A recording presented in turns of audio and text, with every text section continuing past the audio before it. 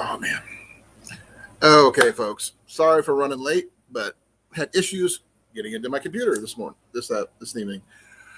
Hey, Jeff. Hey, Grace. How you guys doing? Oh, man. I'm just all sorts of a mess today.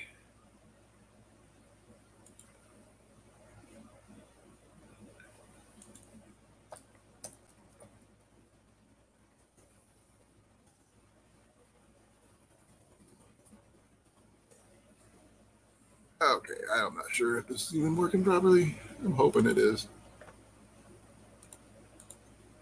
Oh, crap. I gotta shut that off. There we go. Yeah, sorry. I was having trouble getting in. My computer decided to lock up on me, so I had to restart. I'm here. Running way late, as per usual, I guess, for me.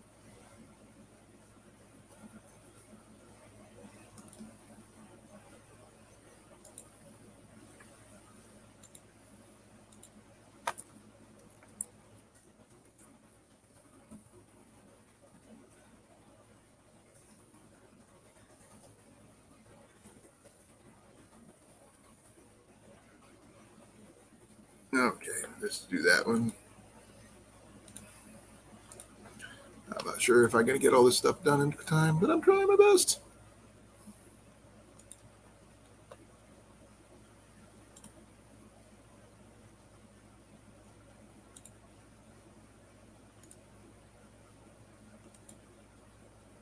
Hey, Cliff, give me a second here. Let me get you up here.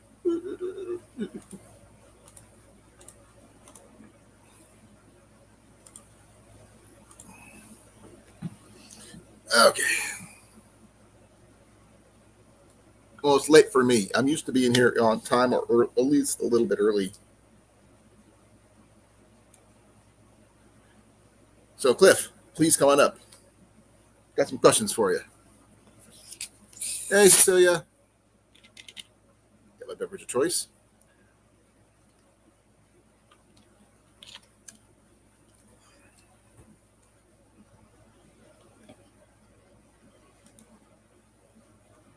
I'm going to pop this out here. If I pop out chat there.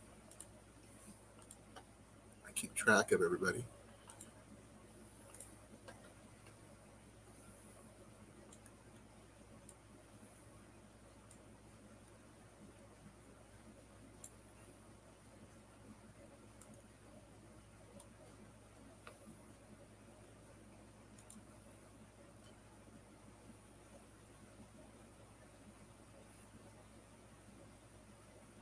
Hey, Howie, how you doing?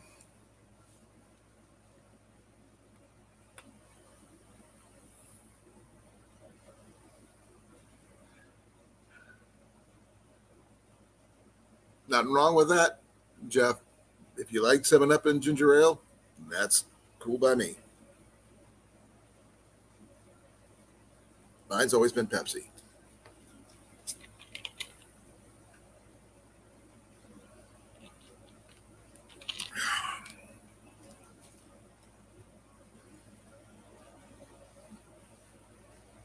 Glad to hear it.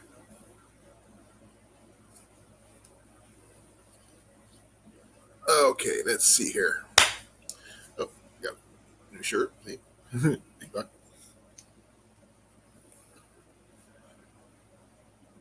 Hopefully, if everything goes well, I should have everything ready for the rendezvous, which is coming up next weekend, not this weekend.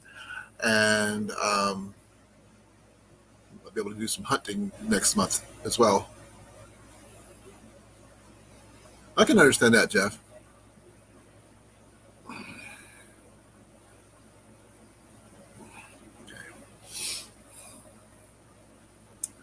Let's see here. Just a live chat. There we go.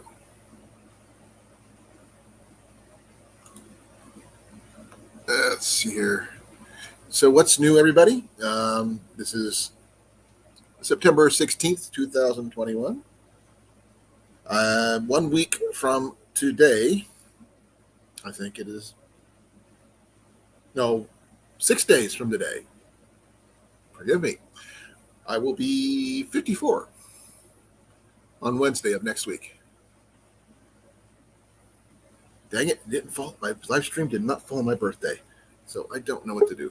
And here comes my co-host, Cliff. I'm the basement dweller. Give me a minute. I'm still working on getting my stuff fixed over here. You just got home, or? No, I've been home for a while. I've just kind of been chilling. I'm not used to seeing you have your sunglasses on top of your hat. Well, so I'm still wearing my work hat. Thank you, Jeff. Oh, shit. Hey, Donald, how you doing? I got my YouTube going on my phone over here. Because I had just turned my computer on, and I was just like, should be getting ready for the live stream tonight. And then I got the notification on my phone, and I still had to wait like 3 minutes for my thing to boot up. Because Cecilia, we're still waiting on that package. I think we're having an issue with our mail.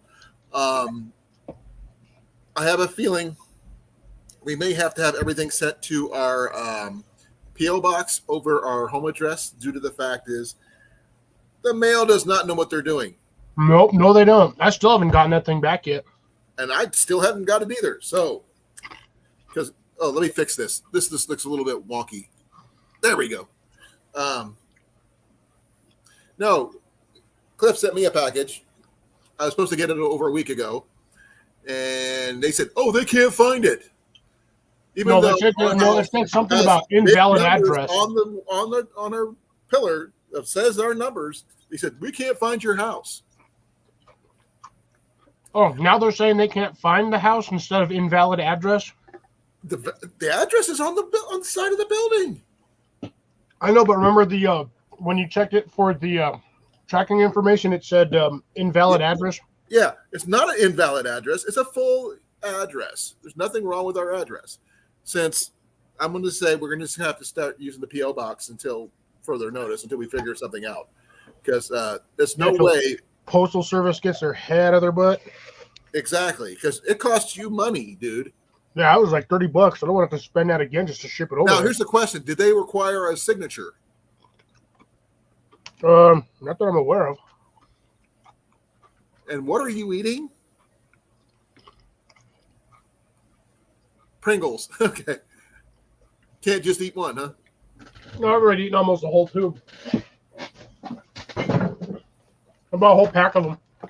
Holy cow. Oh, you got the little snack packs. Okay, I thought they were the big ones. They're not the standard snack packs, the little short ones, like the stacks. Right. You would send for like kids' schools. These are like the half cans. They were like 13. It was like $13, so basically like $1.25 a can. That's not bad. As long as you can handle. I mean, I would handle it if it was like a mixture, not all the same thing. Well, unfortunately, when they sell them in bulk, they usually sell one flavor per bulk. Oh, that sucks. I don't mind sour cream. I wish they'd sold barbecue, but the only thing they had two cases.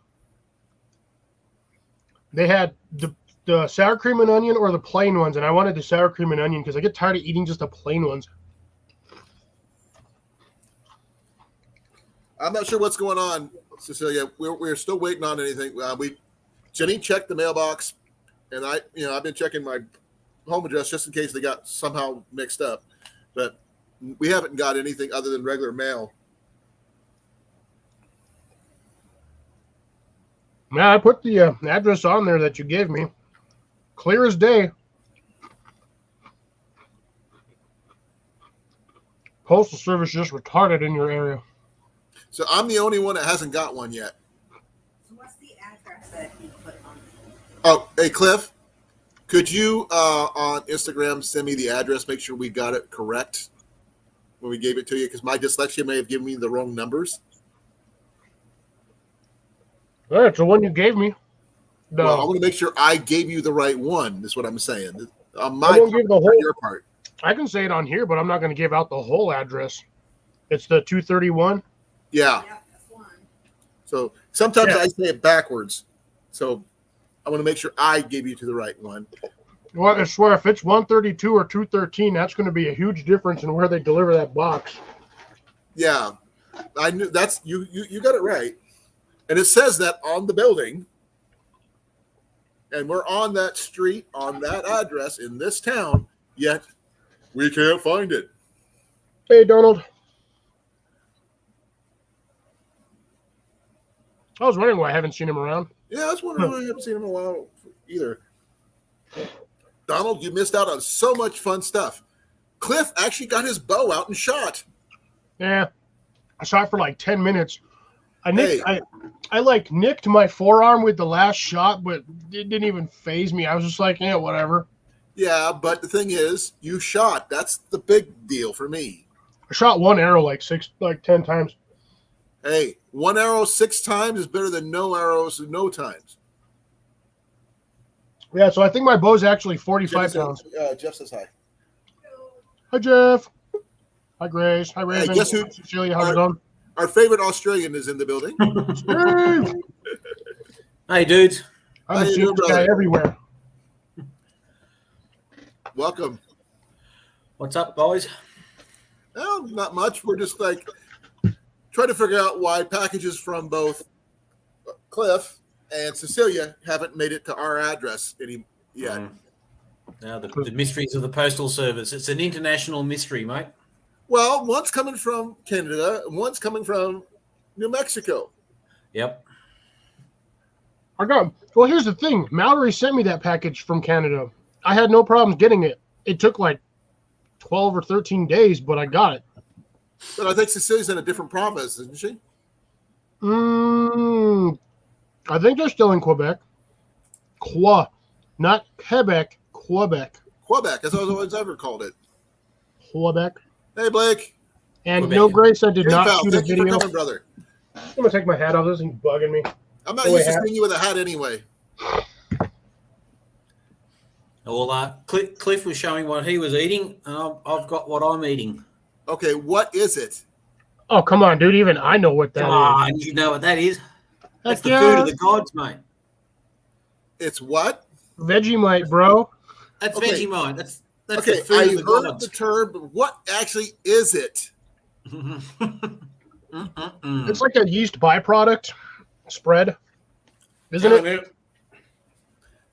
The land down under song, that thing. Good Lord, now I get all my YouTube notifications popped up all at once. My eyesight's pretty bad, but I might be able to read the. I know it's the most, U.S. thing I can ever do is ask you what Vegemite is, but Dude, a lot of people ask what Vegemite is because there's a lot of people that there's some people that have tried it down here in the States and they do not like it. And me personally, I don't care. I'd probably eat the whole jar. That's because they put it on like bloody jam. That is how you eat Vegemite. You got to treat it like it's radioactive, just a little bit. Less is a little more. goes a long way. Oh yeah, I've seen somebody take a whole spoonful and just just stick it in their mouth, and the first thing they did was out it went. Not even I can eat it that way. So we know you sent it. It's just that we were having issues with our post office. Don't ask us what's going on, because I was really hoping to open up the package from Cliff last Thursday. It's but like it 2 didn't weeks happen. now. But Steve, Cliff actually shot his bow. He did. Amazing. Well, okay, there was a reason why I had to shoot my bow. Oh, let's hear it.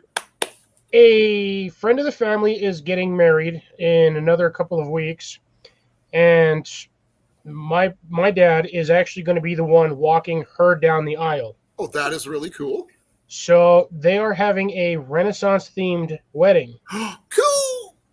So I had to break out the bow because my dad has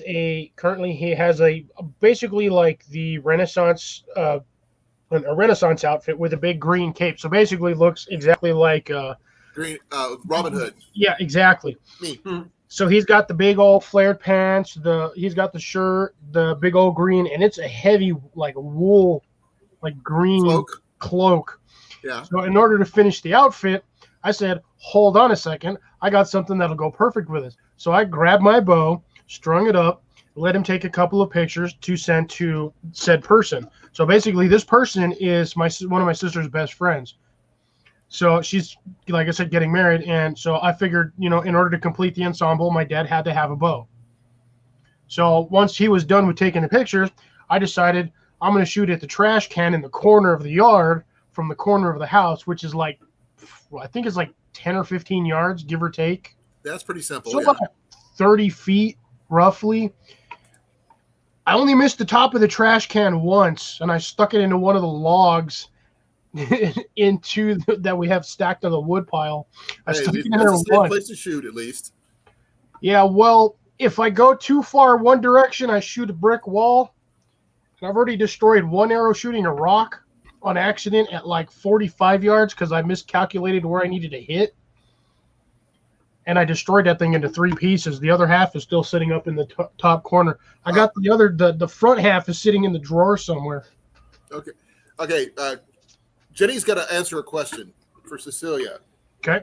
Have you sent the package yet? No, I'm going to this weekend. She's going to send it this weekend. Because I'm working for Bonnie, so I'll have the extra. She's working at a Renaissance fair this weekend, the last one this month. Nice. I think, let's see, we got September? I got one starting in September. No, it's been going on for 3 weekends. This one's 3 weekends long. No, I know ours usually starts. Actually, no, we got one near him. we have one down here. It's actually in September. It is September. Yeah, we got one. It's either this weekend or next weekend. This weekend is the Renaissance Fair. Next weekend is the Rendezvous. That's what I'm looking forward towards. Wish I could go, but I don't think my car's going to make it over there. We can just teleport you. Get in the big blue box and just, come on over. Man, I wish. We'll stop and pick up Steve along the way and, and Johnny in Hawaii. That poor guy, man, he's working himself. Immigration will be like all over us because we got Steve in here without going through customs. Good luck trying to get through a blue box. I mean, come on, man. Nobody can get into that thing. Even the Daleks can't even get into it. Yeah, we'll just take a walk through. I almost choked on my water. Man, that's freaking cold. Jenny and I are old school Doctor Who fans. Oh, heck yeah. I love Doctor Who. She likes the modern ones. I like the old school ones. I kind of like a blend of both. You just can't go past Tom Baker as Doctor Who. That was exactly. Tom Baker is exactly. That was the high watermark. Yep. Then when Tom Baker left that show and he did a couple other shows, I followed him watching what was it, Monarch of the Glen or something like that. Most people don't know that one, but I know that one. That's. He did a guest appearance in Blackadder as well. Oh, I heard about that. But she likes Blackadder. I don't. Yeah. Look at this guy over here, freaking Mike. I love the Who. Great music. We're not talking about that Who. Or Horton, here's a Who. Yeah. Whoville. Oh, I'm not sure if you caught it earlier, but I was just letting people know in about 6 days it'll be my birthday. Oh, cool. Yep. Maybe you'll get that box by then. It'll be a birthday present. That would be awesome to have the box by my birthday, but I don't know. And I'm still trying to figure out, should I do a live stream a day early? Because my birthday is on Wednesday, not Thursday. Yeah, we'll just do your normal Thursday. Okay. I'll just celebrate my birthday on Thursday. So that's. Okay, Jeff says that was a good movie. No, a good movie is The Labyrinth. That movie is so weird. I heard they were trying to remake that one. Dude, how are you gonna? No, I would definitely not watch a remake of that movie because the Jim Henson puppets that they used in that were like freaking amazing. I heard they were trying to remake The Princess Bride as well. No, I was going to say no, you can't. Like the Princess Bride is just the ultimate in No, that, you that can't genre of do music. that. That movie. no, There's too don't many remake. remakes, no new ideas. Actually, Cliff, the Labyrinth is interesting because that's the only thing that David Bowie did that I actually like. You didn't like The Man Who Fell to Earth? Weird. Nah, not really. It was a little weird, but it was not bad. I'm not a his big cameo in Band Slam. Mm. I'm not sure if you've seen that one. It's Nope. No, I haven't seen that one. that one Yeah, is what kind of music was that again? Ska. Yeah, I'm not a fan of ska music. It's like I'm grunge. not I like it. He did a little cameo in that one. Everything I Own. Everything I Own, yeah, ska version, yeah, that was actually pretty good. But there's also Pan's Labyrinth if you really want to watch. Pan's Labyrinth is a whole different ballgame. It's still in the kind of like the same genre of just like freaky weird, but that movie is just brutal. Was that the one with Tom Cruise? No, the other one. What's Tom Cruise? Legend. Tom Cruise. That's the only Tom Cruise movie I actually like.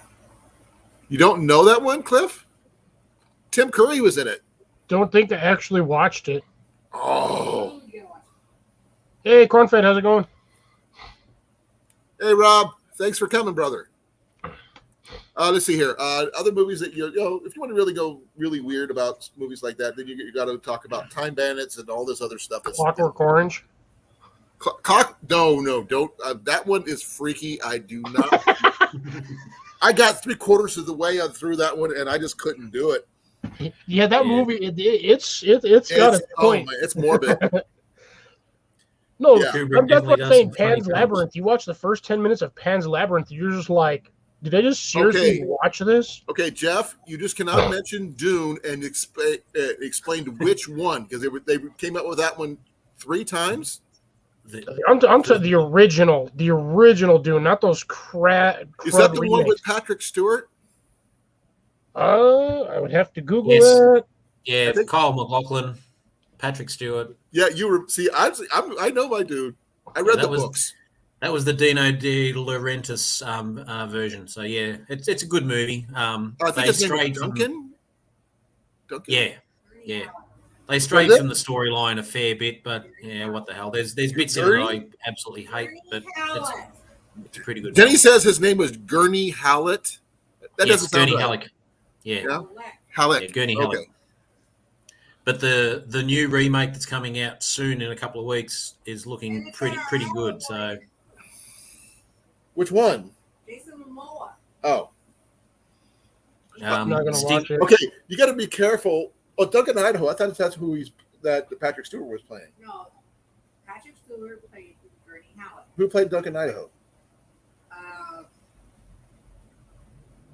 Some German dude. Oh, okay. But I'm looking at it. What was the name again? Oh, it was Richard Jordan. Jeff says his wife loves that movie. It's weird. The guy who played Duncan Idaho was Richard Jordan. Who's Richard Jordan? Looks like some British dude again. Like another British. Jenny says he was German. He's been. Nope, he's American. He's actually American. Okay. The weirdest topics you come up on my channel.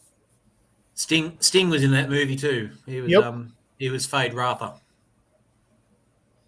Sting actually, I like Sting's character in that one. Yeah. You don't, which is really weird when you go back and you think about what Sting actually got his degree in. Early childhood education. Yeah. He's a preschool teacher. Yeah. Or I'm not sure what do you guys call kindergarten. He's definitely one of the best musicians the UK has ever produced. That's for sure. Oh yeah. I was going to say the Beatles. Rob says some German dude. It turned out to be American. Okay. And that film as well. The guy that played the Doctor. He's a well-known. Wait a second, actor. I gotta shut the air conditioning off because I'm having trouble his hearing. name. Can you look that up, Fox? Leonard Semino. No. Dean Stockwell. Dean Stockwell. Thank you. Yeah. He was in Quantum Leap. I think that was Ziggy from. Wasn't that? Yeah, that was Ziggy from Quantum Leap. Yeah, he was in that TV show where the guy used to go back in time and assume someone else's. Yeah, Quantum Leap. Quantum Leap. Thank you. Yeah. Yeah, he was Ziggy. Quantum Leap was really good until the end, the last ish episode. Kind of like weird, but yeah, we like sci-fi shows. It's a bit of a hard one to do in the last show of a long running series. They don't get it right very often. Like, well, the fact is that they didn't end the movie. They just kept it going, going and going. Yeah. Yeah, they never even did the final episode. They really never got anywhere. He still on the final episode did one last leap, and that was the end. That was like the season finale. No. It said that he never stopped leaping. That's the Hey, morning light. Yeah, that's the thing though. Again, good morning.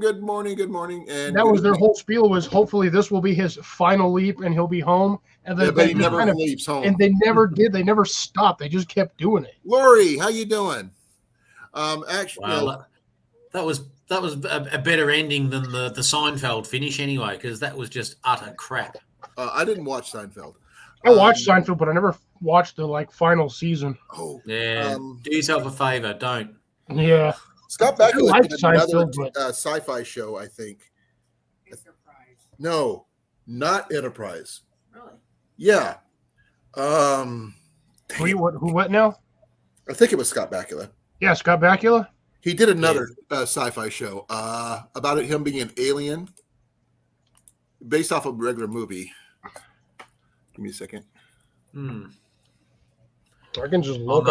I got him listed right here. I can just find him.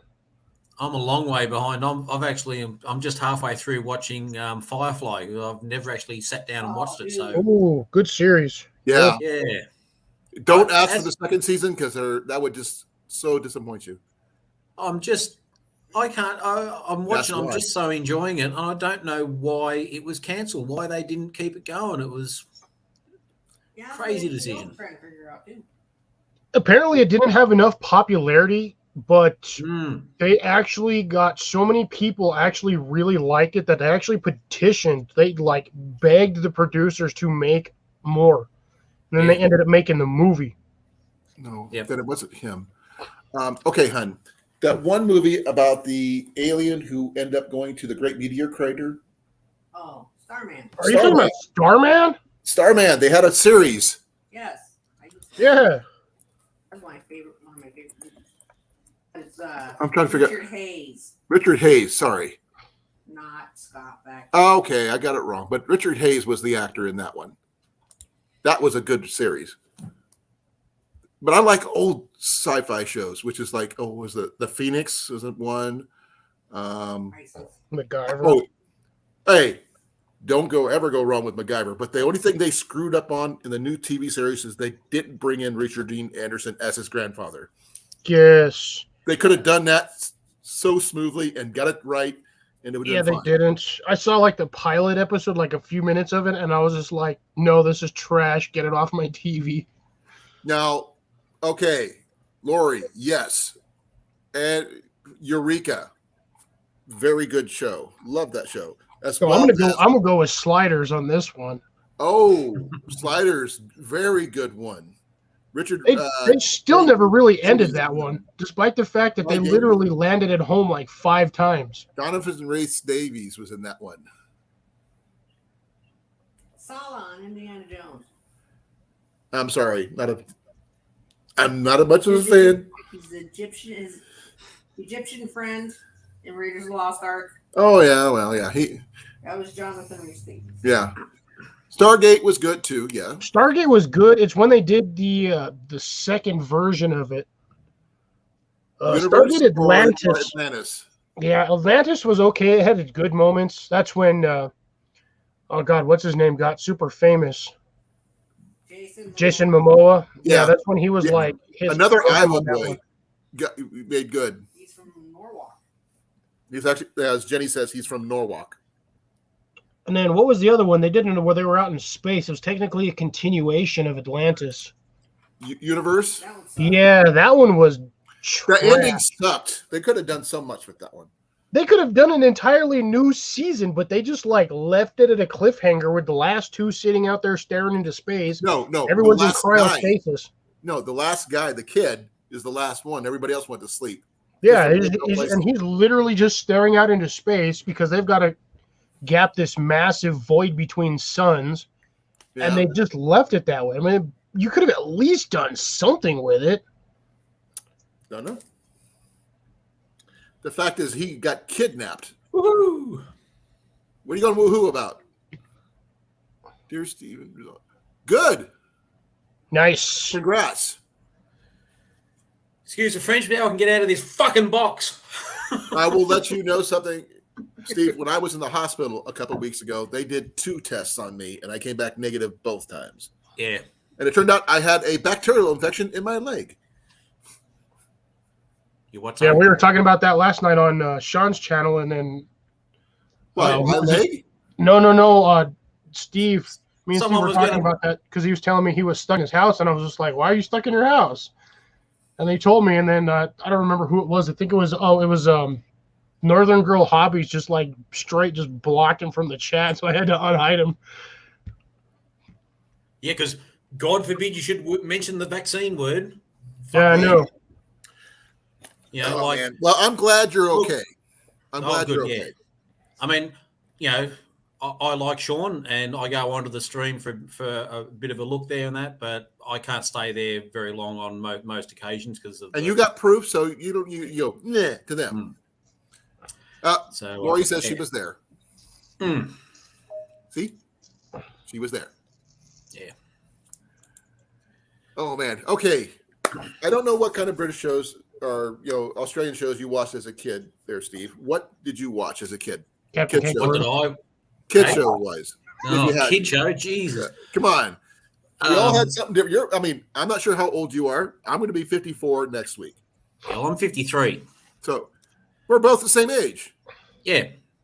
Okay, cool. For about a week. For about a week. Yeah, I was born 68. I was born in 67. Yeah. So as a little kid, so in the 70s. Geez, I'm trying to throw my memory back there. Look, we had shows like Skippy, the Bush Kangaroo was the Australian one that was on. There were a lot of soaps as I went into the 80s. One of my favorite local shows was a show called The Curiosity Show, and it was 2 guys that did. They were basically both scientists, and they did a science investigation. How cool is this? Freezing. That actually things, sounds cool. I would watch that one. optical illusions. Yeah, they were. They actually amazing brought that show. series to the U.S. It was like late 80s, early 90s. Yeah. They actually brought that over to me. I remember watching a few episodes in school. Yeah, it's really cool. I would watch that one now. Yeah. But yeah, look, I was Doctor Who, Hitchhiker's Guide to the Galaxy.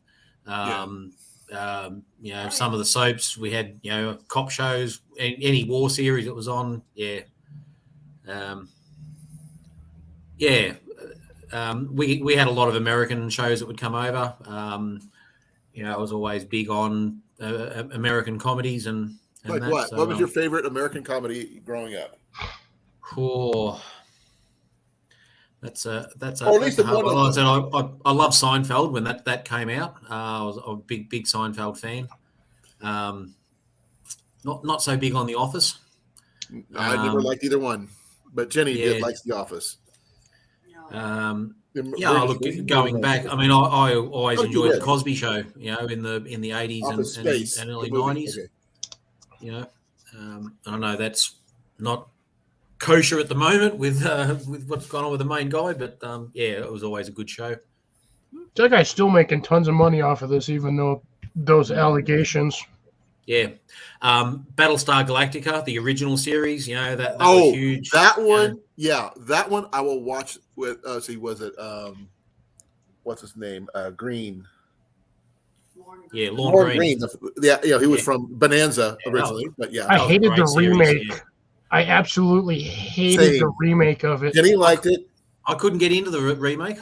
God, it was so bad. And I watched like the first whole season. I'm like, this is just stupid. The original was way better, and it had crappier graphics. Hey, they had flying motorcycles in the original. So did Flash Gordon, technically. Oh, don't get me wrong. Flash Gordon, love the music. Yeah. It's Queen. It's Queen.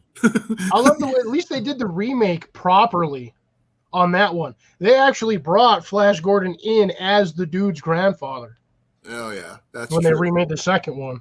Yeah, but that's the only thing is they can make it right is they actually bring aspects in, and that's kind of make us sad about the new Ghostbusters one that's supposed to be coming out. Mm. They're bringing back, I think it's Dan Aykroyd and God, who was the other guy? He was in the Blues Bernie Brothers. Hudson? Yeah, Blues Brothers. Oh, is he Dan Aykroyd? Yeah, I think they're supposed to be bringing, but it's like 2 or 3 of the original characters are actually coming back. Especially since the original Spangler guy is dead. Oof. Yeah. Harold Ramis. Yeah, he actually wrote Ghostbusters, which is really. Hey, if he came back as a ghost, that'd be so cool. Bro, can you imagine? Oh, that'd be so cool. Just to get him in there, they just like CG him in as a ghost. Come on, that would be the reason why they're there. Their grandfather is trying to help them. Oh man, can you imagine the royalties though the kids would be getting off of that just to have him in there as a ghost? Oh, that'd be so. I mean, dude, I would totally watch that over and over. Oh man, I feel so nostalgic right now. God, what was another one where I was about to mention, and then I got sidetracked because I said freaking Buck Rogers. Oh God, Buck Rogers. No, that's not the one I was thinking of, but yeah, that's a good old one. Jason of Star Command. Oh, Babylon 5. Oh, yeah, that's a good one. Oh, what was the other one? Let's see. Anything that's not Star Trek or Star Wars related. Farscape. Huh? Farscape. Oh, Jenny likes Farscape. Oh, Farscape was good. Yeah, Farscape was that really one was very strange, like just odd and strange, but it was really good strange. Oh yeah. Yeah, it was weird when they made it back to Earth and everything else, and yeah. Poor Braxton. Oh, Cecilia was asking us about the show 100. Yes, I saw the first season, and I never really got back into it. No, I remember watching Jericho. Man, I watched that one back in the 90s or early 2000. They actually they had to force a second season because they didn't plan on having a second season. Yeah, Jericho was a weird, like a strange one. It was almost post-apocalyptic, but not quite. Well, it was technically. It's just that the Midwest survived over some the coast. Yeah, it was really weird. I think I watched the first season, but I couldn't get into the second one. Yeah, because it kind of was lame. Freaking Rob. Freaking Jetsons. I'll tell you another show that was a staple for Aussie kids and that growing up was a show called Countdown. Hang on. Uh-oh. He's got... I still think Captain Kangaroo. There we go. Hey, Bob Keeshan was really good. Countdown was a like an MTV type show, so it was a music-based show, and it started in '74, so it predated MTV by 6 years. And they had a host on there called Molly Meldrum, who was a very, very good host, and he just loved music. And they would showcase local acts and international acts as they came out to Australia and do film clips and stuff like that. So that's pretty cool. Yeah. A lot of it's on YouTube as well. You can do a search for Australian Countdown, and you can see, particularly in the early years, just the horrendous miming and the sets and everything. But it was a way to showcase local acts, and a lot of Australian groups got their start and got a boost up because they appeared on Countdown. Well, that's cool. Yeah. Now I'm going to have to see if I can find some really old clips of that show now. Yeah, and then the ABC then also had another show that was on a Tuesday night called Rock Arena. So it was a similar sort of thing where they would highlight different bands and groups and concerts, but it was sort of more on a rocky, edgier side rather than the pop side of Countdown. Rock Arena was really cool too. That was a staple for me every week watching that. Oh man, see, since we're both from the '60s, oh man, we're the '60s kids. Oh man, The old goat. Hey, I'm not the old goat here.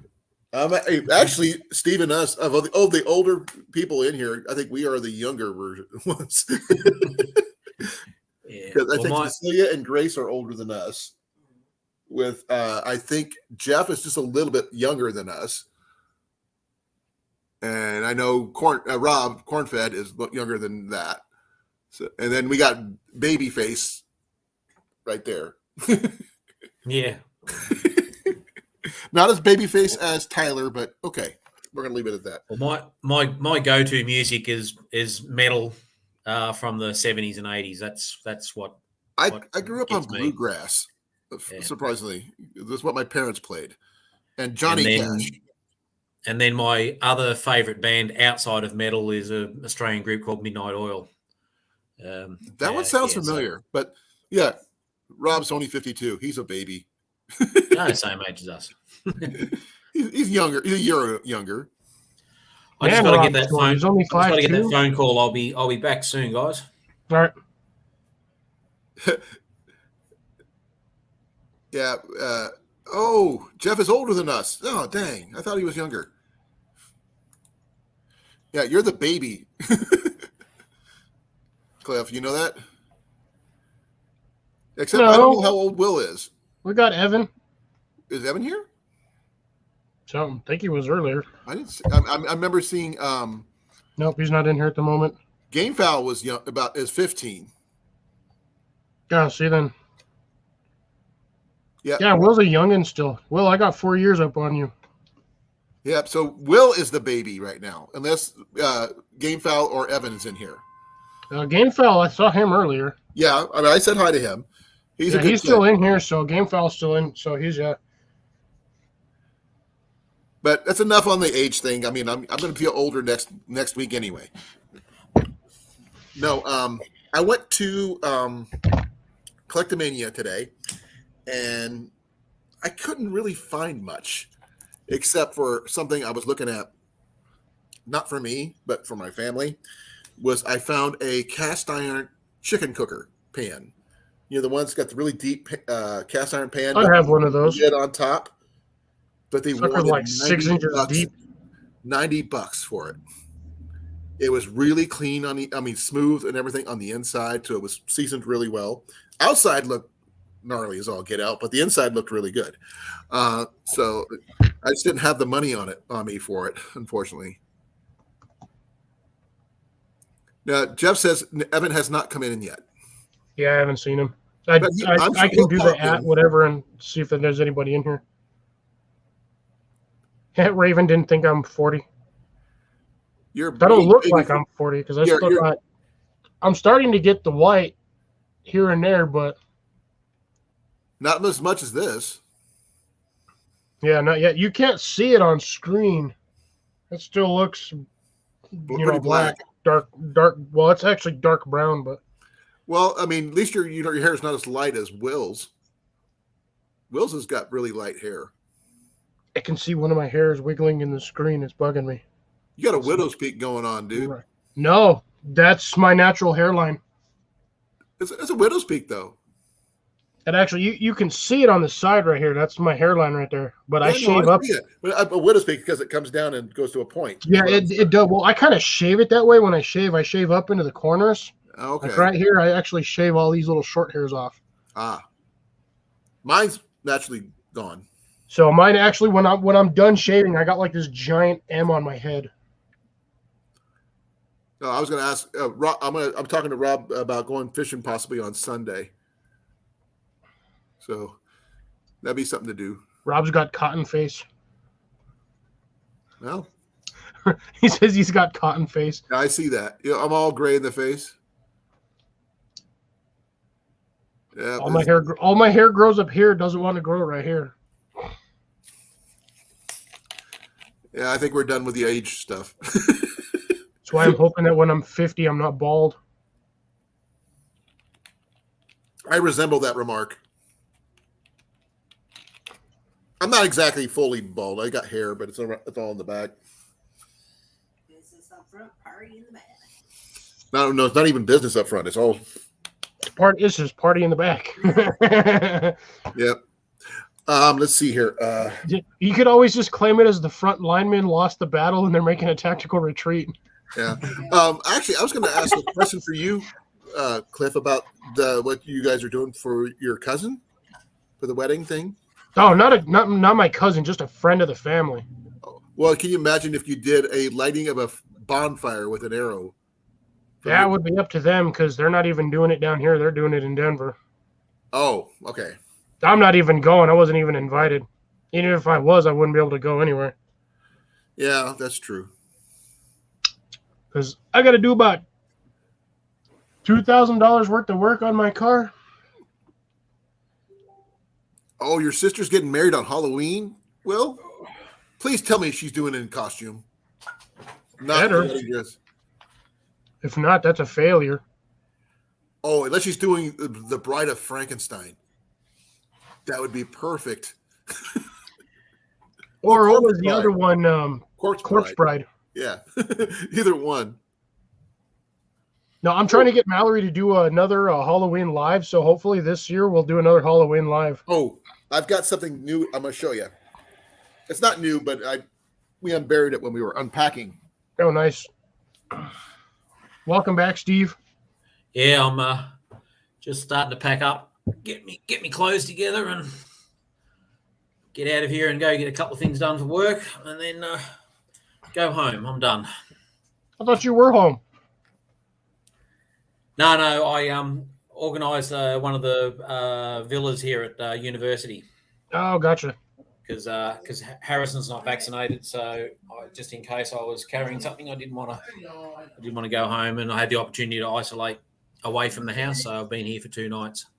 Gotcha. So which is upset Harrison a fair bit. But I'll get there as soon as I can. Is this what you got to do to keep people safe? Yep. That and wear your face covering. Yeah, that's right. Yeah. I don't want to say it. I want to. It. I'm saying it all the time. It. What is it gonna do about it?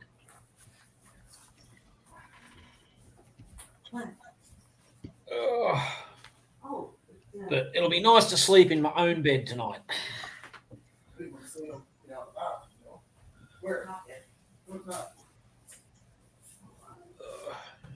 I don't think I'd be able to sleep in a bed in the middle of summer in Australia. I'd be dying.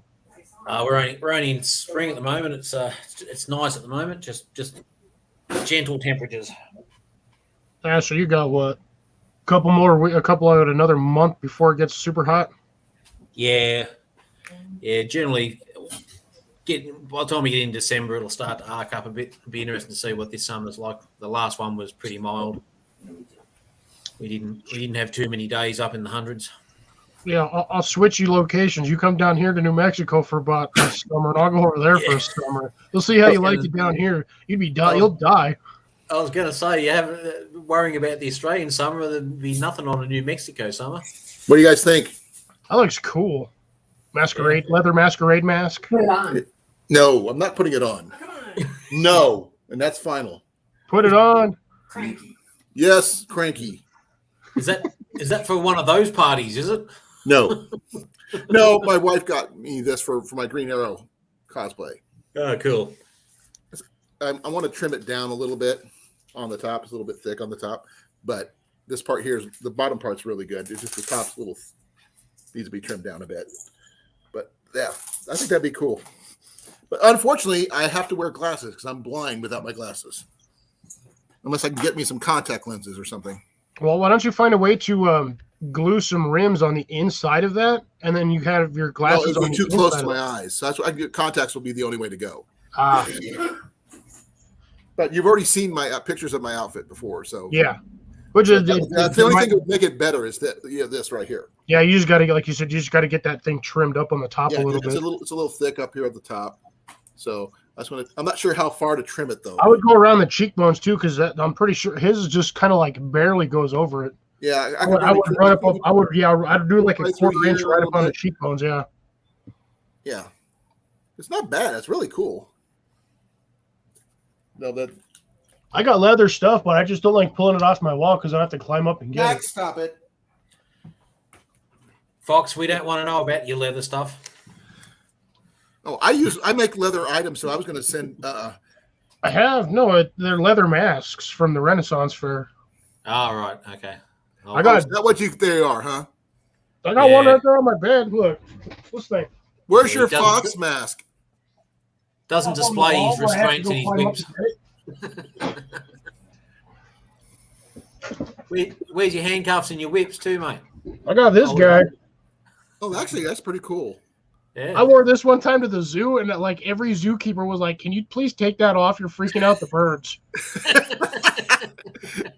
Because I actually have, at the time when I was wearing this, I have some wolf eye contacts, and I was wearing my contacts with this, Oh, by the way, and it was freaking the birds out. Look what Rob said. Put it on.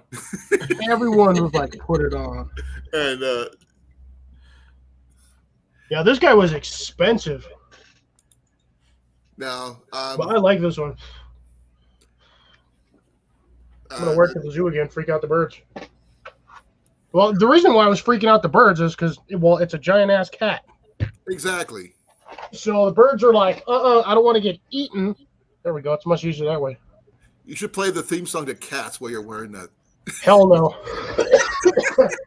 Hell to the no. Hey, I'll man. tell you what, dude, I'm pretty sure you guys probably have these. This one is a vendor at your place, the Arts and Myths Studio and Gallery. Right? They're based in Denver.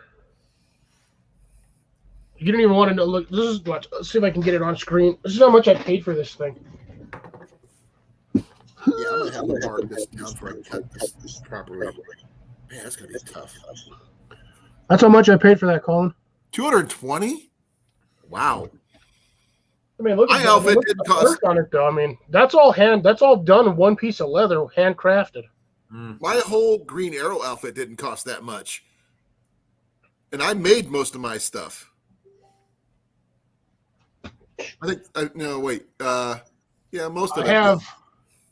I have another 140 sitting on my wall. One of them, I think one was 60 and the other one was 80. Travis, how you doing, brother? Long time no see. Is that Trail Travis Outdoors? You got it. And he's got an hour to hang with us, apparently. Ooh. Right on. Because he ain't hanging with Maverick cleaning up parking lots. He said they cleared up about 18 bags of cans from one location. Oh, did you not see his Instagram pic, dude? The whole back of his truck was filled. Yeah, that's with what I'm trash talking bags. about. 18, giant bags of cans. Yeah, it was 55-gallon contractor trash bags. Yeah, like 18 of them or more or something like that. He never did say how much he got for Like those. 18 or 21. I don't know if he took them to the recycle bin or not. I commented, I was like, that's going to be a load of channel money right there. He said 122 pounds by himself. It goes pretty well. You just missed the most interesting conversation about old TV shows and other things. Other things that were old. Well, you didn't get the title of my live stream. Talking about this and that. And this is pretty much what we're doing. I thought the total nice live stream was live streaming get together. It is. But look in this description. Oh, yeah, talking about this and that. That I didn't see because I'm going to love you and leave you because I've got to finish packing up my car so I can get the hell out of here and go home. Where are you going to go on when you're free? Since you're free. Oh, I've got a couple of rooms I've got to check here at work, and then I'm going to get some nice Aussie meat pies for lunch and go home. Get a coffee or something for me. Yeah, we'll do. And, okay, cool. Yeah, go home and see what has to be done for the animals because Julianne's been running the farm for 2 days on her own and working. Oh, you got a bunch of dead cows. Nah, they'll be right. Rabbits are taking over. Actually, they're due to hopefully in a month or two they'll be dropping the next set of calves. So nice. Yeah, just nice. Don't put any more string lines around the cows and everything, Steve. The bloody string line. Jeez. I've actually put in a little montage. So I've got 4 so far. There was that trip, and I've got another trip where Shadow, my dog, moved, and I got my foot caught up on her lead and nearly fell over as well. And oh, wow. and I've got the the live that I was on with Pafford when I tripped over the log and went face first down into the mud. So I'm just going to keep collecting these, and hopefully in about a year's time I'll have a montage of all these. Well, at least it was mud, not something else. Well, as I was explaining yesterday too, one of our baby calves, she got hold of a piece of hay band and she'd swallowed it, and it was down her throat, but it was hanging out of her mouth. Ooh. And I was trying to grab her so that I could get it to pull it out. And I had her cornered, and I made her move forward, and she started to run. So I did a big diving tackle, and I got her, but she was too strong. She just went straight through my arms, and then I've landed on the ground. Well, I didn't know that one of the cows had just freshly done a big cow pat right there. Oh. And I got up, and I was seriously, it was fresh, and it was green, and I was covered from chest to knee in cow shit. And I've looked down and I've gone, oh, I'm glad the camera wasn't on that one. I can understand that. Yeah. Nothing like stepping in a hot pile. Oh, yeah. Well, we used to take care of horses as a kid, and that was bad too. Yeah. Indeed. All right, guys. I'm going to love you later. Have a coffee. Go see the family. Have fun. Yeah, we'll do. Yep. Catch you later, Steve. Get a fresh breath of fresh air. Yes, I'm looking forward to it. Love you, brother. Okay, just to solve somebody's, I'm gonna do this like that. Like I said, it needs to be trimmed that down. definitely needs to be trimmed down a lot. I think a little bit down here, but not much. But a lot right up here. Yeah, you're gonna have to go almost straight across. Well, you can't see it very well, but there's a slight ridge where the eyebrows are at. Right where the brows are. Yeah, right that's what I'm saying. Just go right across there. Yeah. Come down, just go like a little bit there and up and around. Welcome back, Will. Hey, Will. He's donating as per usual. No, I'm not making a zero mask. This is my Green Arrow mask. No, I've got to modify it. I got to modify it to make it look better. And also, I've got to get contact lenses. But here's what the backside of it looks like. Yeah, just your standard rough leather.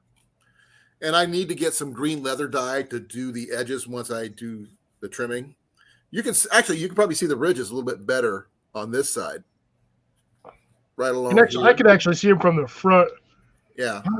You can see where the eyebrows go. Yeah. And I want to go right above that. So I want to draw with a marker or something just where I want to cut. I've got leather shears.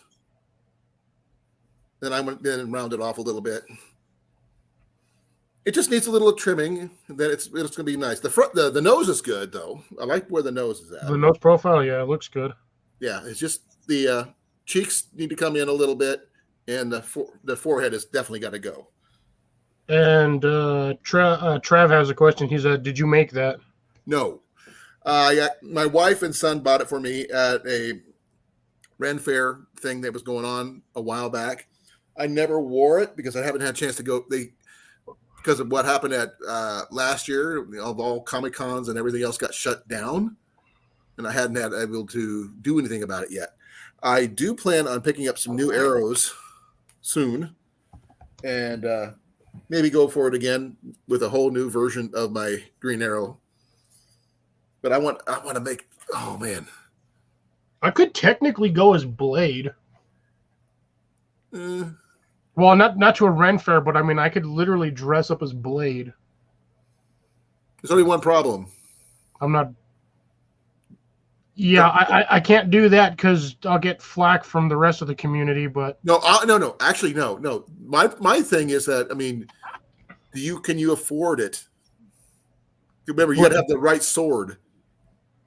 I can use the katana down there. It's just about the right length. It's just not the round. You need his blade to make it work because he has a signature blade. I think I can get like a prop replica for like $150. But I have the other one. The main part that I need is already hanging on my wall. I actually have two of them. What do you have? It's been a while since I put this guy on, but oh, my door's not even closed all the way. I haven't worn this thing in forever. Ooh, it is stiff. Oh, actually, that's pretty slick. That's pretty slick. Oh, you can go as Neo. Yep, I was thinking the same, but what in the beans? What you find? Big old plastic bag and apparently A girl's phone number? a shopping list for what is it? Black Friday sales. Oh, from what year? God, probably 2011. Holy cow! It's been a while since you've had that on. Oh, I very rarely wear this. No, It's hot, dude. This is actual leather. This thing is hotter than crud wearing it down here in the desert. okay, Cliff. I can give you some other options. You can go by using that same coat. If you I need want to to sit fix down, my pocket, though. I explain it to you. I got a big hole in my pocket I gotta fix. That's an easy fix. Well, not really, considering I'd have to sew it from the inside. Still an easy fix. I work with leather. I understand. Oh man, this guy's dusty. Oh, does this actually work on this thing? Wait, hold on. I got a zipper on this thing. I just don't know if it actually works. I haven't used it in forever. Where is that thing? That's cool, Travis, that you're going as a tattoo artist. Now, who's going as your tattoo? My zipper's gone. Where the heck is that thing? No, we're not saying anything about perfect. It's just trying to make it, a cosplay does not necessarily have to be perfect. It's got to have the elements that suggest what you're putting out there. Oh, I know why I have the zipper on here. This thing's actually got a liner. Oh, I just don't know where it went. hey, Cliff, Yo. could you please sit down where I can see your face? Oh, yeah, give me a second. I'm going to put this thing back up on my wall. Well, this is about that particular jacket, so I'm giving you some more options. Options away. I've got it up. Hold on. Hang on. There we go. There you go, buddy. Back in your corner. Continue to collect dust. Right. Here we go. Yeah, I'll readjust that later. Okay. I've actually got two of them. I got another one's a little shorter than that, fits a little tighter. Well, actually three options if I think about it. Okay. The first option, Neo, you already knew about that one. Yep. And you're working on Blade. Blade. Well, I could. There's Blade. three things you need to do Blade properly. You need the blade, obviously, the sunglasses, and your teeth. You already got the jacket, so that doesn't matter. I sadly wish I still had my teeth. You get the new ones. They got the newer ones that just pop. Your teeth can just pop out and all that stuff. But the other option. No, I had custom ones. These things were like $60 at the time. Oh wow! And you actually had to physically mix the mold, stick it in the tooth, and stick the tooth in. You actually mounted them to your canines, and you had to hold them there for like a minute. Oh wow! Well, the newer ones are a lot more comfortable than that. I liked those ones because they were custom molded to your teeth, so they'd snap onto your teeth and they wouldn't fall off. Right. The other option, I'm not sure if you've ever heard of Harry Dresden. Yeah, Dresden. The Dresden Files. You can go as Yeah, Harry yeah, Dresden. dude, I love the Dresden Files. You can get as big. By the way, love, you look awesome. Jenny's modeling off her new jammies. They're Stitch. They're Lilo and Stitch jammies. Yeah, the only thing I would need for the Dresden Files, I would need a hockey stick. Not from the TV series, but from the books. He had a staff, not a hockey stick. Hockey stick, staff. He could have used a freaking walking. Bob Blackstone, don't get me cane. wrong, did a really good job. The one thing I did approve of in this TV series over the comic books is that they replaced the Blue Beetle with a military Jeep. Oh, yeah. See, I never read the books. I just watched the series. I read the books. But you also need the hat, too. Now, if you can find yourself a Tibetan, guard dog, then you'd be perfect. You get Mouse. Yeah, I don't think I want to spend $3,000 on a dog. He didn't spend $3,000 on a dog. He got it for free. Yeah, It's but I'd have to stowed away spend in his $3,000 car. just to have a dog just to do the costume one time. That'd be so awesome, though. Yeah, I just don't wear that guy often because he gets way too hot. Way too hot. Wrong thing, Mike. We're talking about Harry Dresden from the Dresden Files. There was a TV show, but before that, it was a book series by Jim Butcher. Yeah, Really Dresden good was series. technically a warlock, but The TV series was a little jumbled. Okay, a lot jumbled, because they put out some of the series in disorder. They weren't in order of the books. yeah, I guess Dresden, if you want to classify it, if anybody's ever watched Constantine, Dresden is similar to Constantine. But Dresden's better. He had the personality and the like quick wit for it. Constantine's just an a-hole. Well, thing is, Paul Blackstone actually is the same height as Harry Dresden's supposed to be, 6'6". There you go. It's good when you get the character and the man. Don't get me wrong. I loved what they did with the hockey stick for the staff. I thought that was cool. But I didn't like what they did with Bob. I don't remember Bob. The skull. It was supposed to be a skull. Oh yeah, that's right. The talking skull that always pestered everybody that went in there. Oh, and he loves going into sorority houses, riding Mister, the cat. Yup. They never did get into Harry's brother, Michael, who's a vampire. Yeah, I know that because they ended it after like the first season. I know they could have gone so well with so many different things. Jenny likes Deadpool. I'm a Green Arrow fan, so I'm not much of a Marvel guy.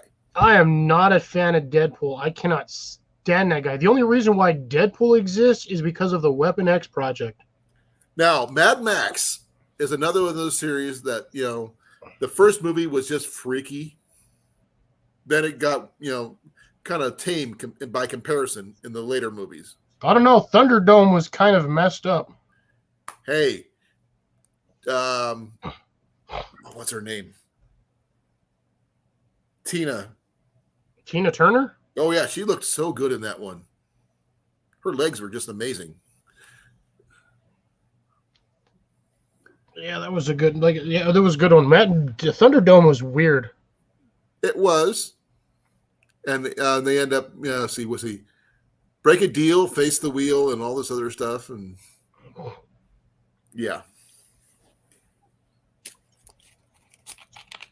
Oh man, Mel Gibson was one time was a really prolific actor, but he hasn't done anything anytime lately. No, not really. Like he did what? Braveheart, but that was for ages ago, and that movie was so bad. Well, remember when he was doing the Lethal Weapon movies? Yep. They tried doing a Lethal Weapon series. It didn't work out. No, my parents watched it, and they thought it was okay, but I was just like, I literally saw that, and I was just like, no. Donald and I are on the same page.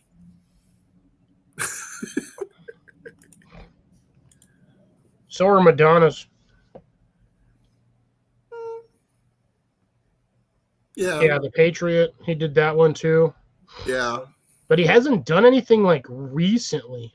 No, wasn't he in the Expendables? I think if he was in it, he was either in the second one or the third one. Well, there's like 3 or 4 of them now. 3. 4. Oh yeah, then they must have just did the 4th one because I remember watched the first 3. No, the 4th one hasn't come out yet, but they're gearing up for it. Yeah. Braveheart was awesome, except for it was completely inaccurate.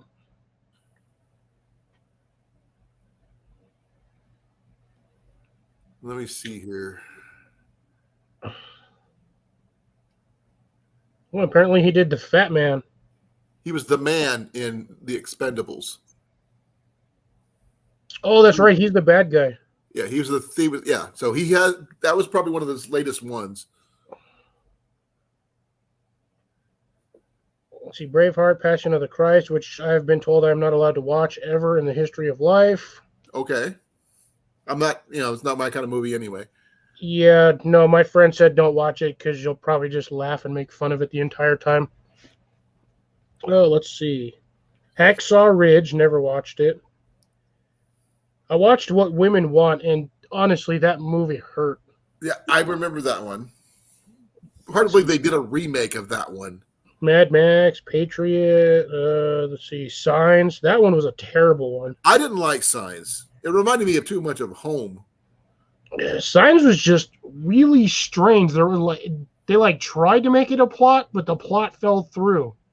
Yeah, they didn't realize no 3/4 of the earth is made of water. Yeah, so it's like they wouldn't land anywhere near, like the aliens wouldn't land near water. Yeah, it was weird. That's why they keep landing in cornfields because there's no water puddles. They didn't expect rain to happen. Yeah, let's see. The last one it looks like he did Boss Level was 2021. I don't think I've seen that one. I haven't either. Apocalypto, Mad Max 2, The Road Warriors, and then there was Thunderdome. Daddy's Home 2. Good Lord, no thank you. I can't stand Will Ferrell. Neither can I. I will not watch a movie with him in it. After watching him in Elf, I was just like, I'm done. This hurts. I didn't even want to watch Elf. Don't. It makes your brain hurt. And Step Brothers was even worse. I didn't even see that one. Looks like he's got 5 new movies coming out. And yeah. And 6. They're redoing The Passion of Christ, The Resurrection. Oh, God, no, I can't watch that one ever. They're doing Last Looks, Dangerous, Panama, Agent Game, and Bandit. Apparently, he's doing one. It's Puteshtivi India or something. I can't even read this because it's in freaking looks like Portuguese. I'm looking on Wikipedia.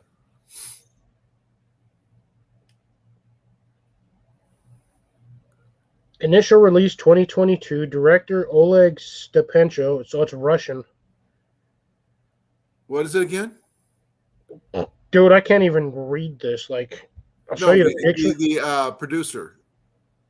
Or the Oleg something or other. What year? 2022. So it's a movie that's going to be coming out next year. I have no idea.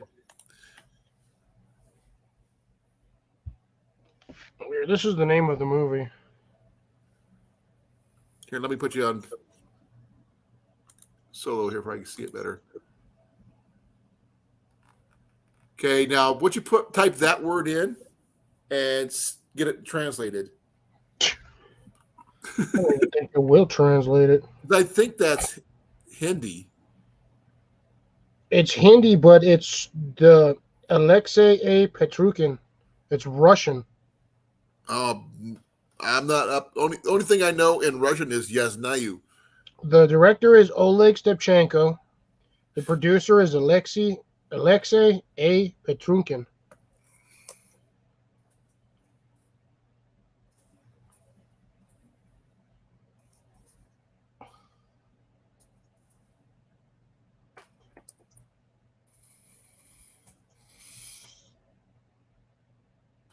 Only thing I got is Passion of the Christ Resurrection comes out in 2022. Here we go. Translate. Bam. What is it? The Wild Travel. Bunch? It's called English version would be Travel to India. So it was Hindi. But it's Russian. Never heard of that one. Yeah, it's a new one. Apparently, it's coming out. That's weird. You got Oleg Stepchenko, and then I know the name Alexei Lexey is Russian. They're redoing the Wild Bunch. Why? I Next, don't they're know. going to redo Lord of the Flies. they've done several versions of the Lord of the Flies. Yeah, I think the original's way better. Most people do. More disturbing, mind you, but way better. Okay. Wait, Mel Gibson was in Machete Kills? What? Hey, the Machete movies are awesome. I'm still waiting for Machete Kills in Space. Don't wait. Hey, it'll happen. Danny Trejo will find a way. I mean, they don't even have to do it in space, but remember at the end of Machete Kills, they all freaking take off in a giant rocket to go out into space, and his last words was you see the caption come across this thing. It says Machete Kills in outer space, and then they did nothing, and I'm just I've been waiting for the last 9 years for it to happen. Danny Trejo is getting older now. Who cares? To do it. Sean Connery was old as dirt, and that dude still made movies. But he's not as physically active as Danny Trejo's character. That's true. I mean, even when Sean Connery did the Highlander movies, he wasn't that active. No, because you're right. The only time he was doing anything when he was doing swordplay with Duncan. No, wrong one. The Kurgan. Or Kurgan, whatever. Yeah. But actually, one of my favorite Sean Connery movies is The Presidio. I think I watched it way.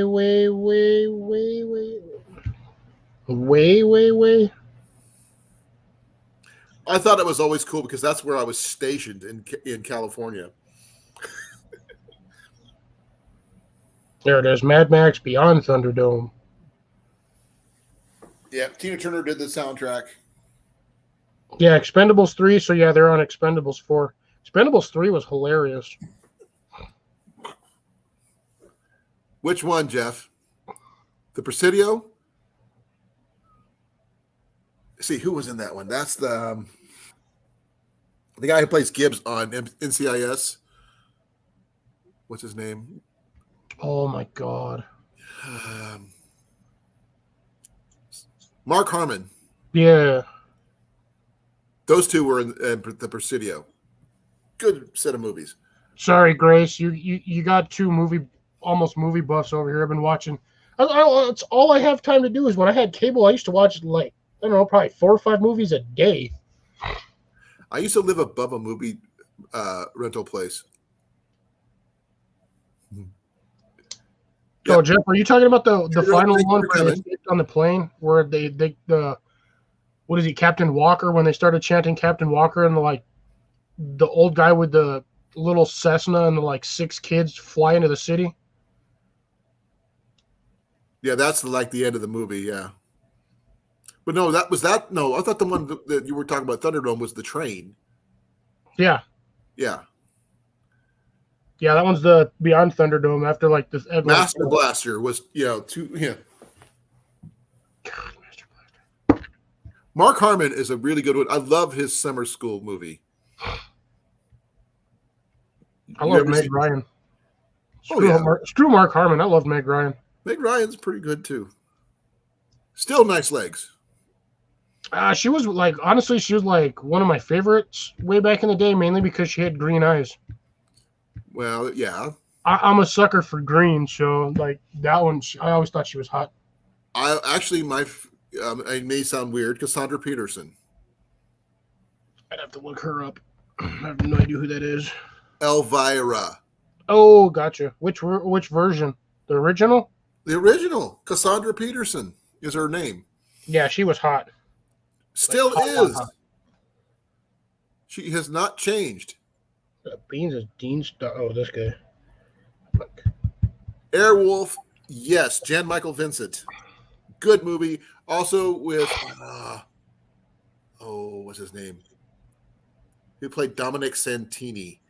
God, yes, Airwolf. I'm trying to remember the other guy who was in that one. That was late 80s. Okay. He was also in Escape from New York as the cabbie, I think. The actor. I got to look it up. Jan Michael Vincent, Ernest Borgnine. Ernest Borgnine. That's what I couldn't remember. Sequest was good. They got a little wonky in the later seasons, but Sequest was really good. I liked that one. When they started bringing aliens in, that kind of went, and they went in the future and all that stuff, went to another planet. That got a little wonky. How'd they go from being in the sea to freaking another planet? I'd like they got teleported somehow, and then they ended up back in a cornfield in the future, no less. Sure, that wasn't a Star Trek episode? No, that was a Sequest episode, and almost every member of Dom DeLuise's sons were in that show. No, Sequest was a good one. Okay, yeah, Beyond Fury Road, yeah, I remember they remade that one, but I never wanted to watch it because it just looked stupid. It was weird. Not as good as it could have been. The previews that they aired did not make it look like it was a movie worth watching. Oh, somebody did a remake of one of the chase scenes from Fury Road, but with go-karts. It was so funny. If I can find that for you, Cliff, I'll send you the link. Grace does not remember Sequest. Well, she also mentioned up there she didn't watch a lot of movies and TVs. Okay. TV back, like growing The up. lead actor in Sequest was he who was in Jaws. Yep. If that helps. The lead actor in Jaws. The Sequest, Deep Sea 5. DSV, whatever that means. Yeah, Deep Sea 5. Mm. Because I remember they were on a research station under the ocean. DS5 was Deep Sea 5. That was their call sign for their habitat underwater. Oh, I would live on that thing, but if I wasn't afraid of water like that. I mean, I wouldn't being in closed spaces. It kind of freaks me out. Their whole thing was a nod to Space Ghost, Coast to Coast. Ron Schneider, I think it was. Thunder in Paradise. I remember that one. Limited series. Okay. Thunder in Paradise? TV series. Let's see if I can remember it. Give me a second. It's going to take a minute. The one with the pink helicopter. Oh my God. We went over this one like about 2 months ago. God, what was the name of that one? They were along the same lines of Simon and Simon, which they were connected to, by the way. Riptide. Riptide. That was a good one. It still came up under my search history. I just typed in the word pink and it was the first thing that popped up. Riptide. They had the Boz with his robot and everything else. It was actually pretty cool. Yeah, what was that? God, it wasn't a Cessna. It was a stupid helicopter. It was a Chinook. No, it wasn't a Chinook. Chinook's got two sets of blades. This one had one. Yeah, it was. Blue Thunder wasn't as good as Airwolf, Jeff. Sorry. And the sound that Airwolf made when he hit boosters. Yeah. The same sound that Darth Vader's ship makes. Oh yeah, the when they fly. Yeah. Yeah, it's a sea rescue helicopter, but I can't for the life of me remember what the heck kind it is. On that note, Donald, I actually picked up a Cabela's pop-up dome tent, which I haven't really set up yet, from Goodwill for $10, less than $10. Why? You've been sitting at home for the last week. I told you to get that thing popped up in the yard. I've had a chance because last weekend Ian was sick, so I couldn't really do much with him being sick. So I had to take care of him. And this Saturday, we've got to clear out the trailer so we can get ready to go to the rendezvous the next weekend.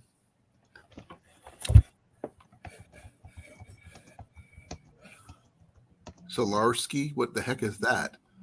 Sikorsky. What is Sikorsky? Sikorsky is a helicopter. Let me see here. I think it was the Sikorsky, I think they're 101s. I can't remember. Oh, there we go. No, that is definitely not the helicopter I was looking for.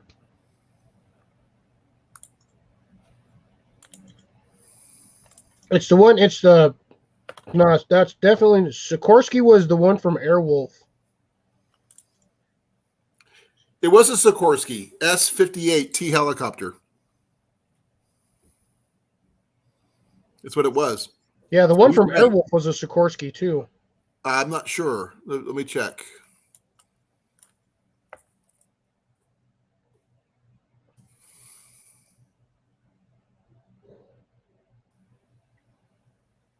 It was a Bell 222A.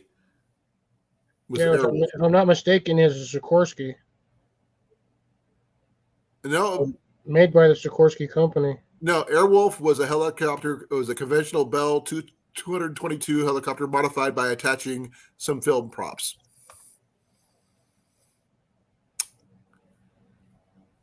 It is now in the Tennessee Museum of Aviation. Well, it looks like I might have to make a trip to Tennessee.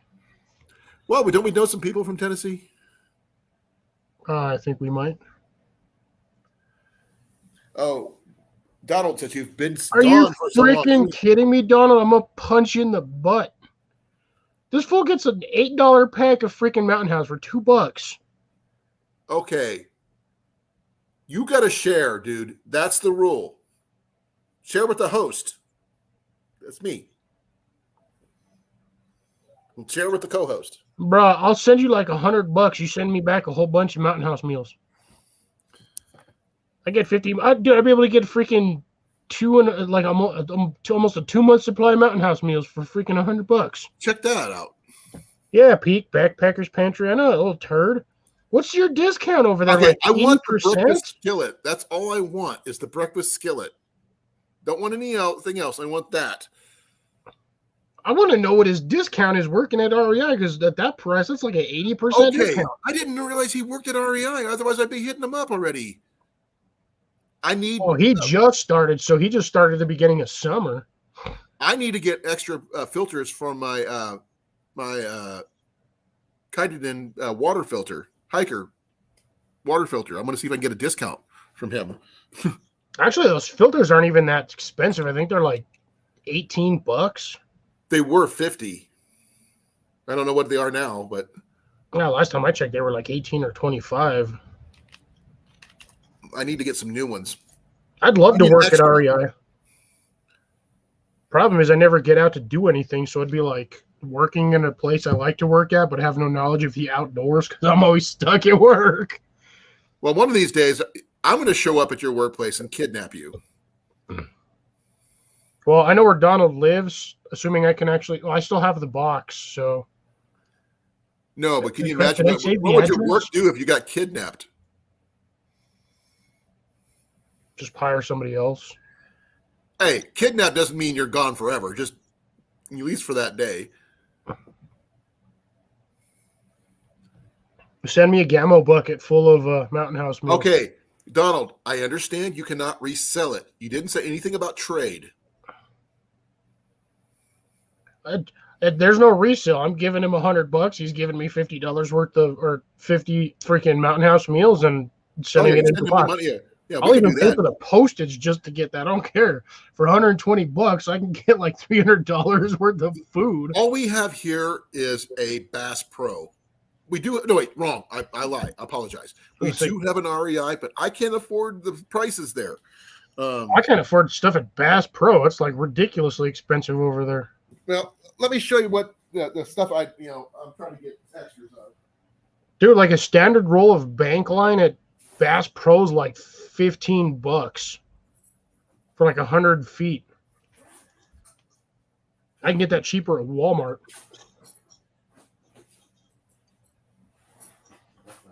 That's not it. Oh, he works in the distribution center. Yeah, I saw that. Man, luck. Like I said, He's not out on the sales floor, which is where I would like to work, but distribution center works just as well. Okay. I want a whole box of biscuits and gravy. I like the breakfast skillets for a reason. But this is what I've got. It's the Cadden. Bust that out of the pouch. I want to see if that looks exactly like mine. Okay. Give me a second. This one is the Hiker Pro. No, just the Hiker. I think dude, that's literally the exact same one I have. Yeah. Literally the exact same one I have. Yeah, mine's all gray and everything. But I need replacement cartridges. Just let me know how much you are. I can send them through PayPal or something. I think mine's in this one. I would like at least get the 2 or 3 extra of these things. I've never replaced this filter on mine. I've had this thing for almost 30 years. Yeah, but you don't use it. Oh, sorry. Mine's a pure water. Mine's pure water, but it's literally the exact same thing. I haven't had a need to use this, dude. When I was growing up, I used to just drink the water out of the dang stream. Mine's the Hiker. Pretty similar. It's like legit the exact same thing. Yours is just the Pro, and mine's the pure. Mine's just the yours is the Cadden, and mine's the pure. Blech. Yeah. But you've got you should have your hose connection right at the top, right? And then your intake on the bottom. I think Colin just died. I hit the button when I put my filter down. I got extra hoses, and Stop hitting the button, you turd. What do I don't have? Sorry about that. Lightweight camping set. Psych, I got that too. Now this one here is you've got the multi-tier bottle attachment. Yeah, right there. Mine's black. And then you've got the filter, the pre-filter hose with a float. Yeah, it's already attached. Yeah, mine's got this thing is like a 4-foot hose on there, and then you have the secondary hose. Yeah, that's in here. So we literally have the exact same system. It's just name brand. Yeah, literally. It's exactly the same. I've only used this thing like 2 or 3 times. I've never had to replace the filter. I've used mine a couple times on the trail. Okay, I get echo here. That's on your side, so there's my filter. Nope, not on my side. Can't be on my end. You're the one that keeps bailing in and out, so. Don't know. Mine's actually one of the. I actually have one of the carbon filter. I want to get extra filters, at least 2 to 3 extra filters, because I want to have extras. I don't want to, especially in the wintertime, if I do anything winter-wise. It smells like a filter. Huh? And mine still smells like a filter. Yeah. That's how often I've used it. It still smells like it's brand new, and I've used this thing before. That filter's completely dried out. Because people don't realize you got to dry your system out before you put it away. Oh yeah, and it takes these things like 2 days to dry out. But if you've got like a warm space, just stick them in there, and they'll dry out in like a couple of hours. Yeah, but it's good to have a decent water. I mean, I wanted to get I even got my little can of silicone lube.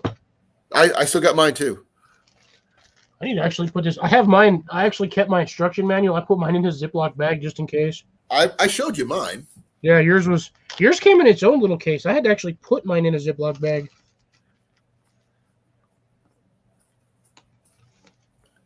I have this filter, but I also have my Be Free.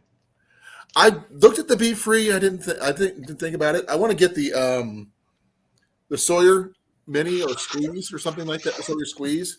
No, the Squeeze is good. It's a little pricey. Yeah, but the thing is, you can do 100,000 gallons of water with that thing. That's in your lifetime. That should last you more than your lifetime with that much, technically. It depends on whether or not you're in an actual survival situation. Well, you're going to be going through a lot of water. You realize the average? I think it's like what 3 liters of water a day is what the average human needs water But the thing wise. is, if you're like a family, you have a family situation using the same water filter, then that reduces itself right there. Yeah. Well, remember, you're not just going to use water for drinking. You need water for cooking, for cleaning, taking a bath, whatnot. So you're going to go through at least roughly, I think it's 3 to 5 gallons a day Right. on average is what what one human will go through water wise in one day. That's why you set up like a Sawyer gravity system set up. Yep. You can do it with me. If you do it right, you can hook up 2 5-gallon water buckets. The first one would be for your dirty water on top. Yep. Run a hose between the 2 top ones with the lid on the bottom one with a spigot at the bottom for you can actually get your water out of that way. So you have a fresh water going at all times. It says it's all gravity fed. You wouldn't have to worry about it. You would need 2 5-gallon buckets and a 3-gallon bucket. And the reason for that being is the top 5-gallon bucket, which is going to hold the 3-gallon bucket, which is what you'll put your water in. You'll want to run your flow line from the 3-gallon bucket, and you'll have that gap in between the 3-gallon bucket and the bottom of the 5-gallon bucket, which is where you'll connect your water filter, and that water will drain through there, and then you just drill your hole through the bottom and the lid, and then you'll get 3 gallons of water through there every day, and then you just keep refilling it as you go. Yeah. Easiest way to do it would be to get one of the gamma lids and snap the gamma lid on there. Grace said they're $35 at Cabela's for the squeeze. That's not bad. Yeah, well, that's the way all of the Sawyer filters are. You can backwash them; they're just not easy. Yeah, as long as you remember to back flush them every week or longer or more often than that, or you should be fine. Well, here's the thing: you really only need to backwash those if you are pulling your water from a dirty stream. Dirty source, yeah. Yeah, if the water source you're pulling from looks like a bunch of pigs were swimming in it and it looks like soup, don't use it. Yeah, don't recommend using it because that will kill your filter the first time. It will clog after about 30 seconds. The only thing I would suggest if you're really worried about your water purity, if you're doing the squeeze in the system that Cliff and I are discussing, which it's a really good topic actually, is maybe getting a UV light system just to back up the bacteria and protozoa out of there. If you're really that concerned with it, you can just put a lot of people will take bleach tablets, which are not really much bigger than your standard water purification tablet. You just drop one of those in a 5-gallon bucket and it'll purify it, and you just wait. Half an hour to 45 minutes. But I also have the actual water purification tablets that you can get. You got one for the purifying and the other one for the clarifying. And I had some of that. I had a whole bunch of those, and they were all in my truck when all my I've got some in my bag too as a backup to my regular, cut it in, because I figured that would be. It's a backup because if a filter goes bad, you need backups. Yeah, normally I have a Sawyer Mini in my car, but the bucket that it's in is currently in the shed. Right. And then I have at least my my Be Free is actually that's on me all times. That's actually in my my satchel. And then I always have this guy always goes everywhere with me. I never leave without it. Now, on that note, I carry one of those with me every day.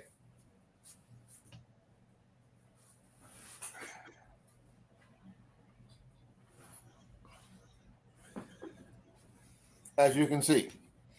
Now, here's the funny part about this, Cliff. Yours is bigger. No, mine's 32 ounce. Nothing big about it. Look how beat up this lid is, right? Yep. Still works. Oh, yeah. That's not the part that's funny.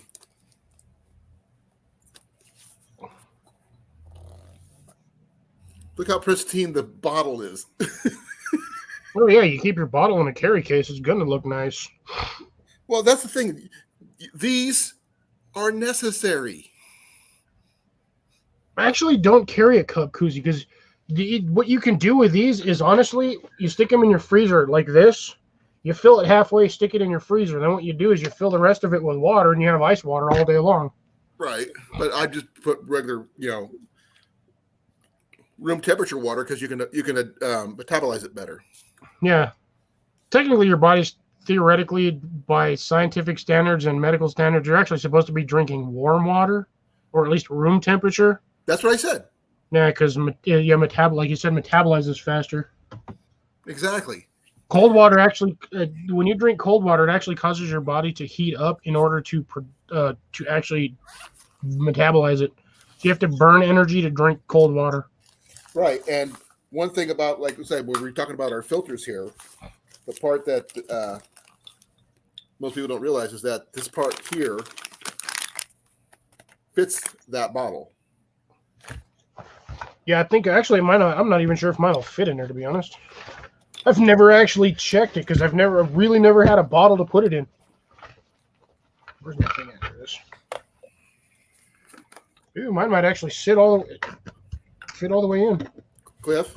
Oh yeah, it fits in there nice. See? There you go. Oh, yours, dude, mine sits in there like super tight. Look, I can hold on to this.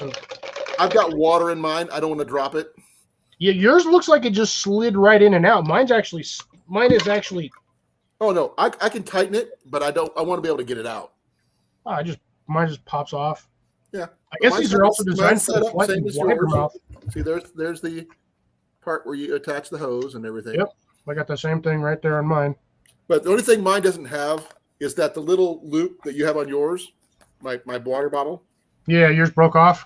Yeah, and I cut it off because it snapped, and it still works just the way it is. And you can actually fix that with some small thread. Actually, I can fix that with a couple zip ties. Not really. Yeah, you can. You're not going to get a zip tie around the top of that thing. Oh, you can. You can glue one onto the little plastic tab and then go around the other way, but... Okay, what does everybody say? 6B. What's that? It's growing zones. Oh. Gardening stuff. Okay. I'm more of an archer than I am a gardener, but I try.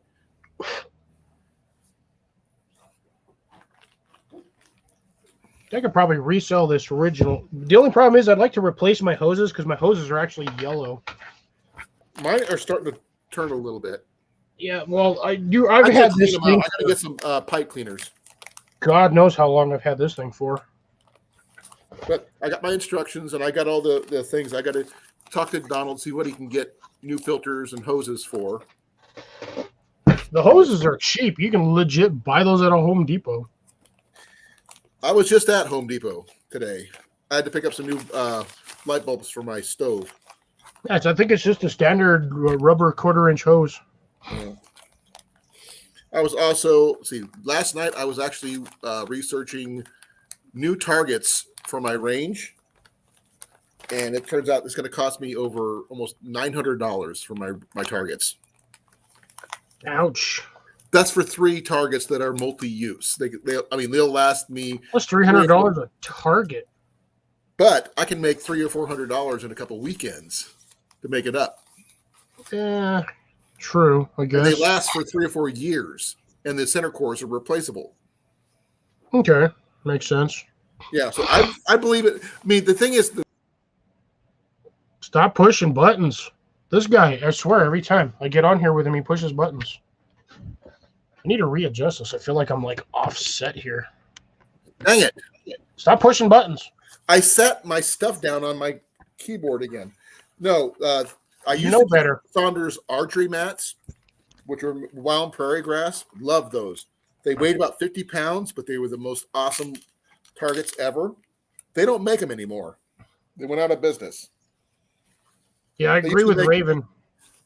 Donald, just go to the grocery store, dude. Garlic is stupid cheap over there. Just watch out for vampires. Just whatever you do, don't go to like a farmer, not a farmer's market, but like Sprouts or what was the other one? Trader Joe's.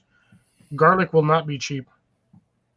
Just go to your like standard local grocery store. Garlic will be stupid cheap. I adjusted my thing and now it's crooked. Okay.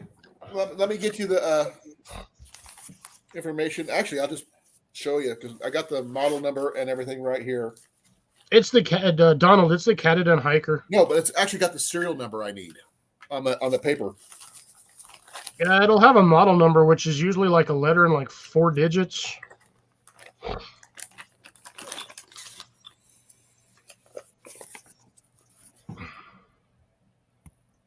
There you go. Yeah, there's your replacement cartridge, 801 4644. Yep. Thank you, Donald. I really appreciate it. Because it sucks trying to make coffee with dirty water. That would Yes, say well- it sucks making coffee, but Thing is, coffee will sterilize water, but it doesn't clean the water. yeah. That's what coffee filters are for. I bought a whole box of them. Well, remember, when I go hiking, what do I use, Cliff? I use the instant coffee. Yep. So that doesn't sterilize. No. That just sort of dissolve. What in the? Oh, that's the rubber band off of that. No, I gotta fix I that. use a lot of Folgers instant coffee when I hike because the packets are small and I get my caffeine fix without too much of a hassle. And when I have to pack out my stuff, I'd rather pack out small packages than something big and wonky like a coffee filter and stuff. I'll be honest. Most people that I've seen, even like the high-end YouTubers, they'll throw. With a few exceptions, I know most people just, if they have a campfire, they just throw their trash in the campfire and just burn it. You're not supposed to do that. Some people will. And Especially if you're in like a campsite. I actually have a question for Travis if he's still here. The make on that was 801 64 Give me a second. 22, I think. Okay, this is the third time I'm pulling it out. Yeah, well, Donald was getting a Model number? no, a pencil or a pen. Okay, hold on. The replacement filter was 801 4644.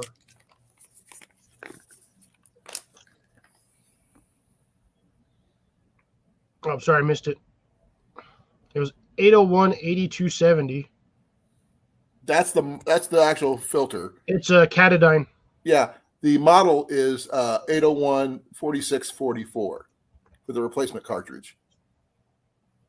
Okay. Who makes it? Catadine?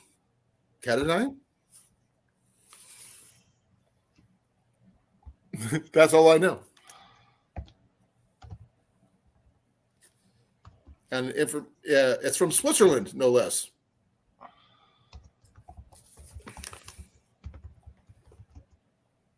Can't spell.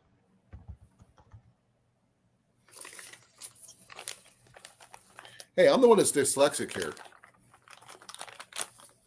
I was trying to write filter, but I ended up writing flitter. At least you didn't write glitter. I hate that. I swear, that would be the one thing I would go back in time for, is to stab the guy who tried to invent glitter. I'd stab him right in the throat. I don't think it was a guy. I don't care whoever it was. I'd go back in time and I'd just straight murder them, and I would not even care what it affected the timeline. To be honest, I think, if I remember correctly. No, I'm almost positive it was a dude. I think I Googled that one time. No, I think it was actually a World War II radar defense thing from World War II, I believe. If I'm wrong, if I remember correctly, because back in the day, flecks of metal, paper, or in this case, glitter, was used to deflect radar.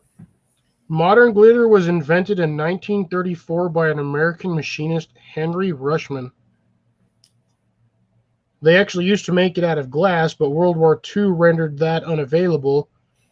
So before that, they used early drag queens unable to afford glass. Glitter often sported in-your-face shiny jewelry and shimmering costumes. So 1934. Drag queens. In the 30s. But still drag queens. They made it popular. Interesting information, but yeah, I had pretty much thought glitter was made by a dude. It doesn't really say the uses of it, but you're probably right. It probably was to deflect radar. You know what? That when you said the fact that glitter was basically made popular by drag queens, then that reminds me of the movie Kinky Boots. Oh my god! You've seen it. Once I was bored and it was on TV. And it was like, hey, Freezer Brown, how you doing, brother? 2:00 in the morning one day, and I was bored out of my mind on a vacation. But you got to admit, it was an ingenious idea to save his shoe factory. Yep. So, and I also watched RuPaul's. Or no, sorry, was it RuPaul's? No, I've seen RuPaul's Drag Race. Yeah, I've never seen any of that. Oh, that's a weird one. Yeah, very weird. RuPaul is weird. I have nothing against that genre, but I mean, it's just weird when you're not used to it. When you don't grow up around it, it's like really odd. But I have nothing against them. I'm like, no. That's your choice. They're very interesting people. Let's say it that way. Yeah, there's nothing wrong with them. They're just like normal people. They're not just normal people. They are normal people. They just have their own kinky side. They just have their own personal preference on, things, and that is what it is. It's human nature. Yep. Well, enough on that topic. Right, short topic on that one. We won't get it. We don't want to offend anybody. That topic, Kev. Hot topic. Okay, now, actually, items like do you carry your water filter with you in your truck? Yeah, my water filter goes everywhere I do. It's actually in my satchel, in my Hidden Woodsman haversack. I don't have a haversack like you do. I have my my backpack I just picked up this year, and I keep mine in there. I also keep. So no, my big water filter, my pure one, that one stays in my frame pack. I rarely take that one with me, but I bought the Be Free one, which is like like a 24 ounce or like 1 liter. Is what they consider it, or I don't know what. I'd have to actually go get it. You know what? Let me go get that. Let me actually see what it is. Okay. I'll be right back. Right back.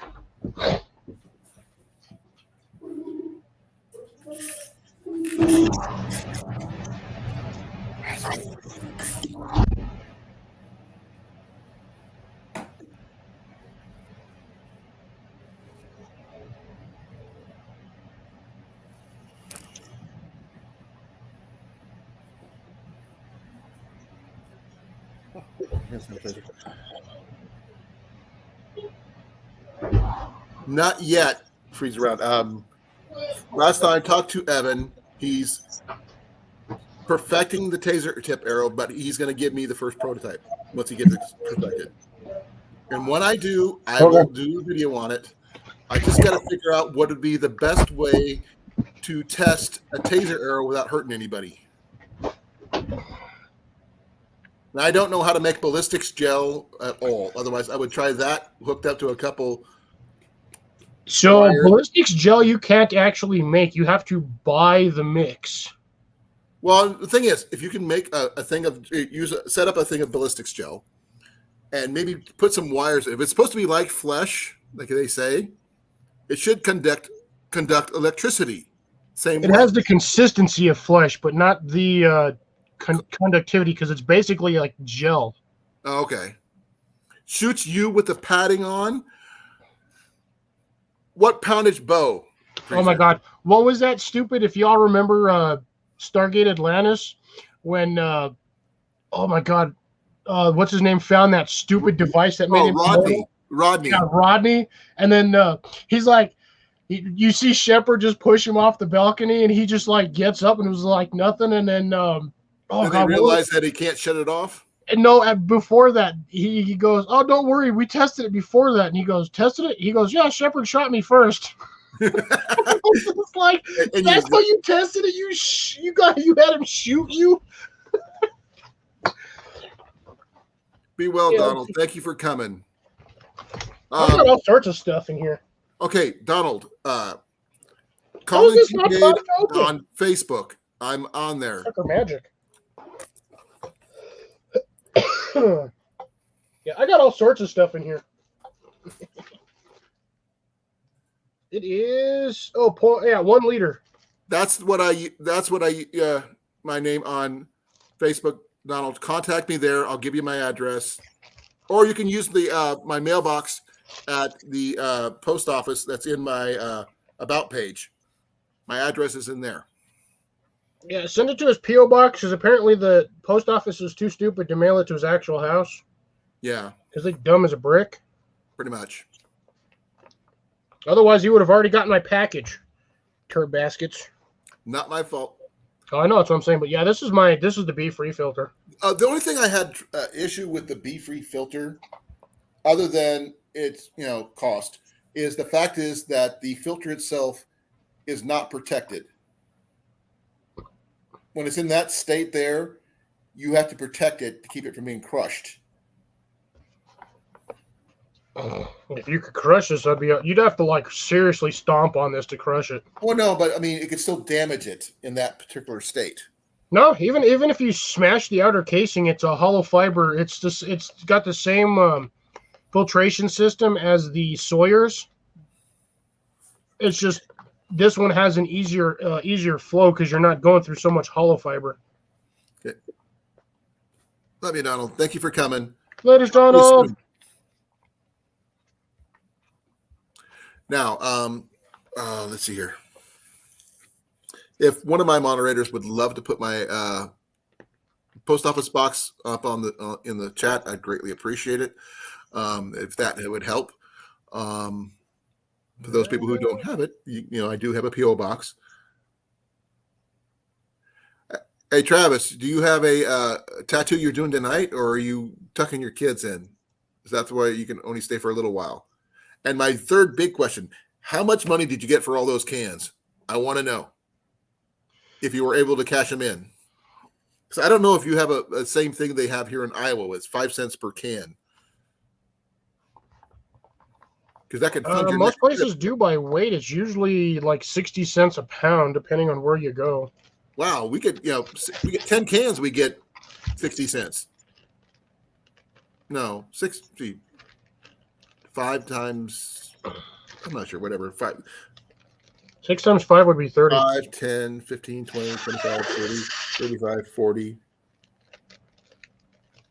45, 50, 55, 60. 12 cans. Cents. Yeah. Yeah. We'll get me 12 cans for 60. It's like a 12 pack. Yeah. I've also randomly got this in my bag too, just in case. I don't have any Quick Clot. I should. I don't even remember where I got this. I just remember I had it. So did you get it in one of those your boxes? I honestly don't remember. I think I got this out of a first aid kit. I like my the silver stuff I got out of my little $7 kit I got from Walmart. The colloidal? Huh? The colloidal silver? Yeah, the colloidal silver is a very cool thing to have. Here, let me ask you this. Do you have one of these in your bag? Yes, I do. Good. Church key. After I learned about these, I went to the Home Depot the next day and I picked up one. I called it a church key. It's got normal different names, but yeah, church key, 4-way key, or Silcock. I don't like using that one, but I prefer church key. But Well, I do have one in my bag. the other one is the actual name of it, but my replacement flat bands for my slingshot. Yeah, I got mine. How much did you pay for your Silcock key? I think it was like $8. Guess how much I paid for mine? $3? $1? You found one in a freaking Flea market.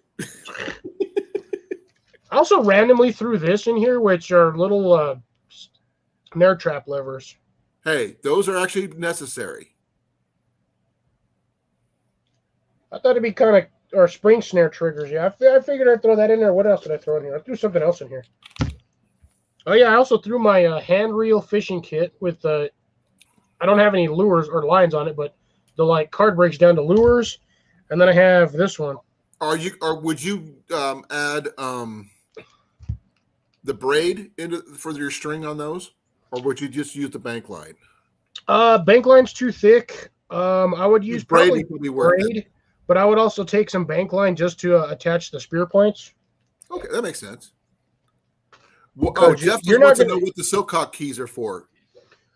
All right, so just about on the outside of every industrial building, you'll find a water faucet. With the, And that is with for the handle most- missing. Yeah, with the handle missing. You go to like your local fast food restaurants, 90% of them are going to have a faucet on the outside. That's usually for maintenance and employees to, if they need to, wash sidewalks and other things. Usually they drain it every couple of months to get the stale water out. But most buildings will house roughly 50 to 100 gallons in their water lines. Depending on how big the building is. Some have more. If you have a building with multiple stories, don't necessarily think that that means they're going to have more water. That water line is usually about the first floor. And it is not attached to the sprinkler system. So if you think just because the sprinkler system is prime and charged with water, you're going to get water out of it, you're not. Unless you set the sprinkler system off. No, actually, you'd have to go to the roof where they, tank those. Yeah. But these are That's also basically a just good for backup. access to those outside panels. They fit 4 different size spigots. Yep. You've got your, I think it's 1/4 inch, 5/8, 3/16, and Let me get mine now. 7/8, something like that. Yeah, these things, they all have a different size because not all the faucets are the same size, but universally, it'll be one of these 4, and they don't change the spigot size.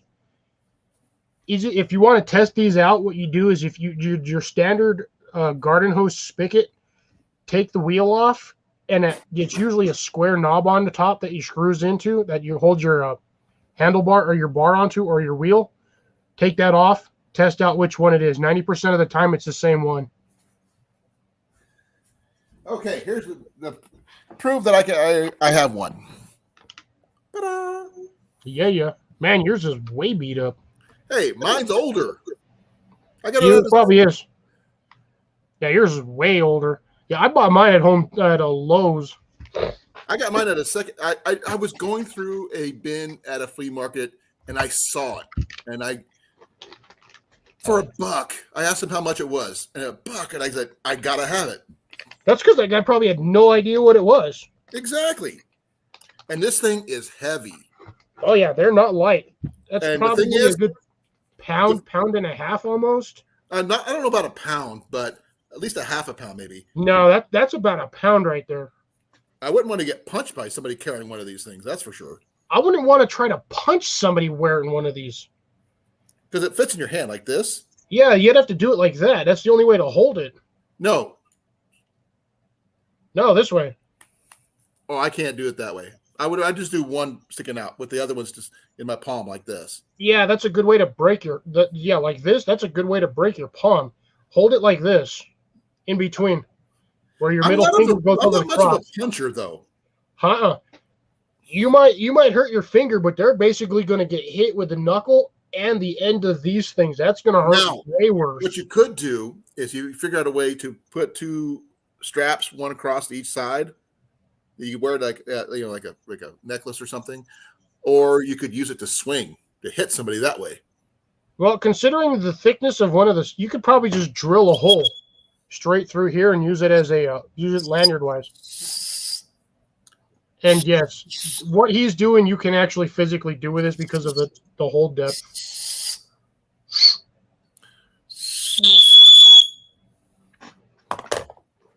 Emergency whistle. Or just throw it at him. Yes, Evan. By the way, Evan, update on the taser arrow, please.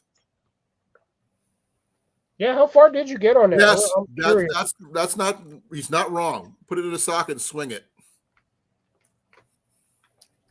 Well, you can put it in a socket and swing it, but that thing ain't going to go very far. You'll most likely lose it off the socket first. No, swing it like a flail. Oh yeah, you just tie a rope around it. No, put it in a sock. He said. Oh, put it in a sock. Okay, gotcha. So, homie, don't play that sock. Actually, I really should put that in here. But I have one of these. I put it in my little secondary pouch of my backpack because you know that my backpack came with that pouch that can come off. Yeah. I keep it in that because in case of emergency, that little pouch will go with me no matter what. So here's how bad I am with flashlights. So I have this guy, which will run for like 2 weeks. It's the same one as my little one. It's the exact same thing, the Baton 3. But that's a battery pack. So it sits in this battery pack and it just charges itself. How I've long got will this that in my bag. back last? I have this guy on my bag, which is an LED light. And then I got knife over here. I've got my flint bar, my striker on this side with a little UCO multi-tool scraper. Right. And that's all I have in there for light. But I always have 3 or 4 lights on me anyway, so I'm never running out of light.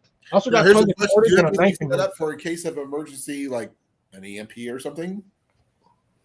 Oh yeah, okay. And again, an EMP won't work on anything that doesn't have power currently coursing through it. Well, something like your little battery pack flashlight might go, bye-bye. It could. Because it's technically charging the battery, the battery of the flashlight at the time. As long as the charge of the flashlight's fully charged, it won't drain it at all. I don't use it; just sits in here. Evan, all I care about is that you give it a shot. If it works, awesome. If it doesn't work, it's still awesome because you tried. I also have my little neck knife in here that I got out of the box from my friend in California. I've been trying to get a friend of mine to send me a neck knife. He promised me. I've even told him, let me send you money. Send it here. I want it. But he said, I can't find it at the moment. But he was on Forged in Fire. Okay, yeah. Matt, I want to say Matt Graham for some reason. Nope. Doran. Ignoring Doran. Gotcha. No, Doran. Doran. His first name and last name is the same. I also got 2 55-gallon trash bags in here. I don't have that. That's one thing I don't have. But I mean, I also have a full flask of alcohol, denatured alcohol for my alcohol stove, as well as my wood gas stove. What in? And then I also carry this. Oh man, that came unrolled. I got a full roll of paracord too. Oh, it's not a full roll. Is that the survival cord one? I think this is a 30-foot hank that I have in here just in case, because you never know. And also, I carry this, Cliff, wherever I go. The awesome paracord bracelet that some fat guy made you. That some other fat guy gave him the wrong dimensions to. Hey, as long as it doesn't, I figure it this way: if it hasn't fallen off, it's not going to. By the way, Grace, Matt Graham wasn't just on Dual Survival. He was on Dude, You're Screwed, which was a really awesome show. Yeah, this was my other paracord. These are actually, I've got these both set up for Ridgelines. So these are actually my Ridgeline connectors for my tarp. I've only got one tarp. I don't have any Ridgelines set up or anything like that, but I've got my 2 shorter ones for the outer corners, and then I have a center one to like hang anything off of. But I've got this one's the same thing. I think this one's like 40 feet, and this one's 30. Grace says Bankline is her go-to. I don't have any Bankline at the moment. Bankline is great if you have it. Yeah, I don't have it at the moment, but I do have paracord. But I still plan on making my paracord Flemish bowstring. I don't have any promises of how well it's going to work, but I want to give it a shot just to see if it works. Yeah, because everybody tries the whole paracord as a whole. Huh, I knew I had one of these somewhere. Threw my pocket bellows in here too. Yeah, we found one this year when we were out there backpacking this year. Nice. I'd sanitize it. No, not Matt Graham. No, Matt Graham was not on Fortune Fire. Yeah, Matt Graham was alone. It was like season 5 or 6. I don't remember. I also carry leather gloves in there just in case, because you never know. I don't have those either, but I'm going to be changing mine out soon, as depending on winter comes around, because I'm trying to morph it as the seasons go. Gotcha. I have a bag that might fit on my Molly on the outside, but I'm likely thinking not. My bag already weighs about 40 pounds as is. I think this one's about 10 or 15. And it's not even fully stocked. I don't even have like half the stuff I want in here. Oh yeah, you know what? I got a front pocket. I forgot. I got all kinds of stuff in here too. Have Hand you seen sanitizer. Yeah, got it. One random granola bar. Don't have it. This thing is like Crush. It's basically granola soup at the moment. Or just granola. I have random eye drops because I have every now and then I actually need these at work. Do you have glasses, Cliff, by any chance? No, I don't. By the way, those right there, what you got in your hand, is Zip what I was ties? considering. I was considering for this. Those would fit under there. No, they won't. Try They're it. too thick. They're too thick. I think it would fit. No, they won't. They're too thick. Look, Be well, Travis. Thank you for coming. here's the top of mine. Okay. Yeah, they're too thick. You'd have to. The best thing to do is use a micro cord or bank line. You can use bank line, wrap it around a couple of times, tie it off.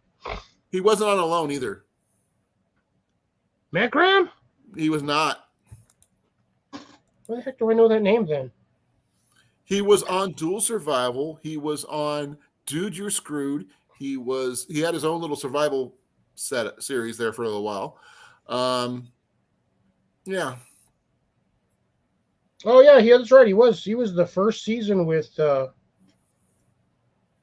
was either first or second season with Dual Survivor. No, he was actually third or fourth season after Cody Lundin. Well, Cody Lundin did it for every season.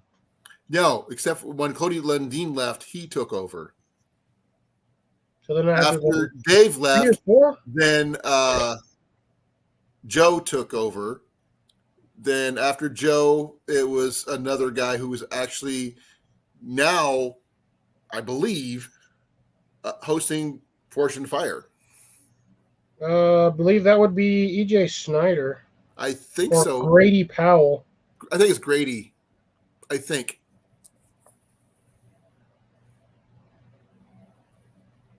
Actually, these are people who people also searched for, but yeah. Oh, I know why Dave Canterbury left Dual Survivor.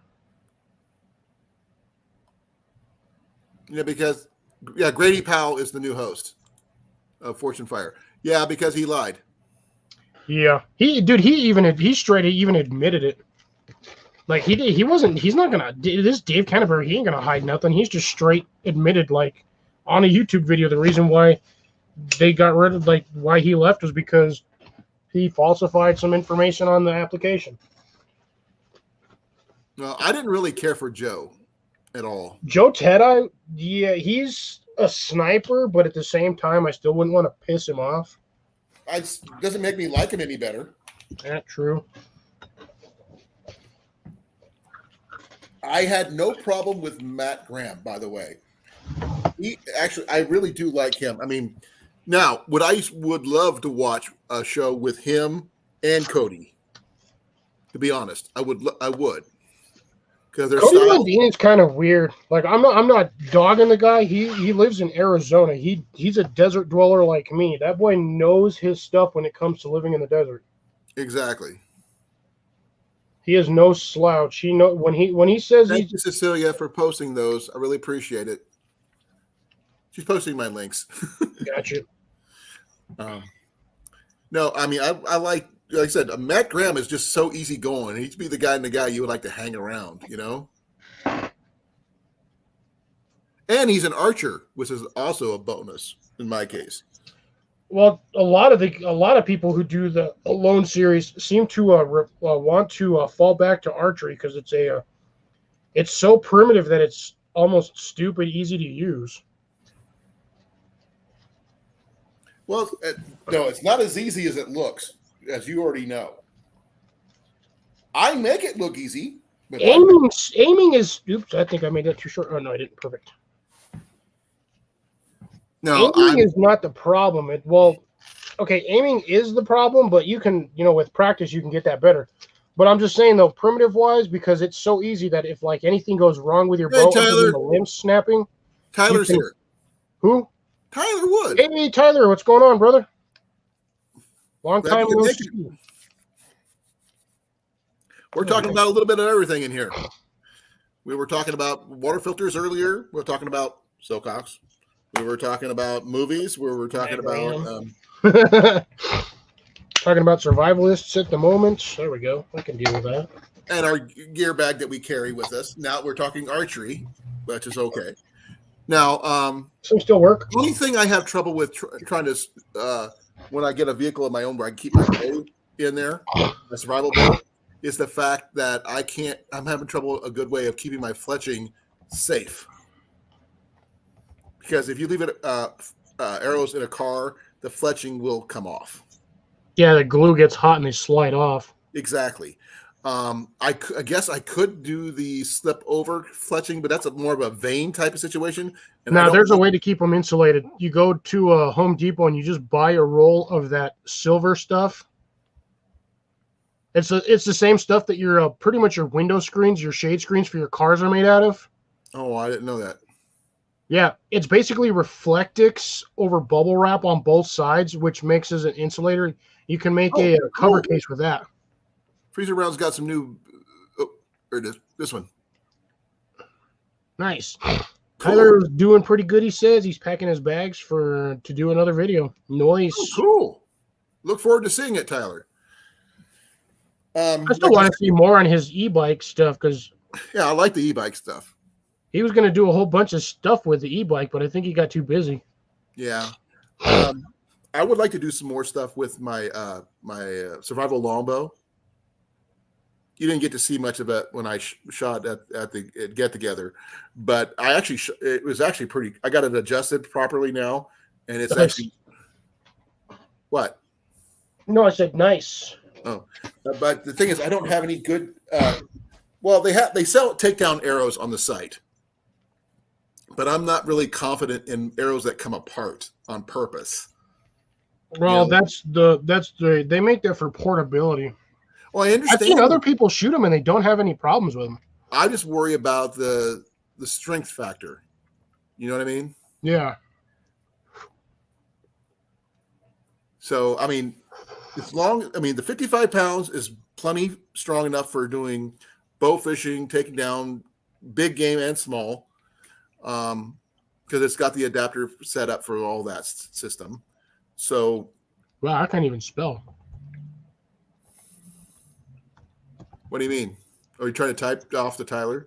Yeah, I'm trying to type over here and I'm trying to use the word awesome and I spelled we awesome. Weasome. Weasom. Well, way awesome works too. It was like we awesome though. I'm like, what the heck? Hey, sometimes it takes me like 3 or 4 tries to get a simple word right. I try to get most of my words left. I was going to ask Tyler, did he get his bow fixed yet? Ooh, good question.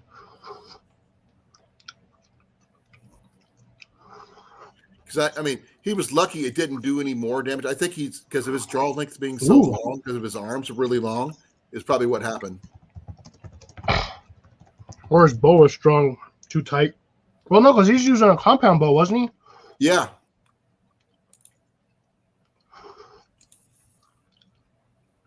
That's a review of his new video of the video coming up. So you got a new wood burning stove. Those aren't cheap. Some of them are. Now I don't know about the hot tent thing, but He said cheap as hot tent and stove. no, I mean, actually, Jenny and I were discussing getting a new tent for Rendezvous. Oh, And I want to get one with a stovepipe hole so I can we actually put in a stove for winter. Yeah, because we do it a lot of it in the later parts of the year where it gets a little cooler at night.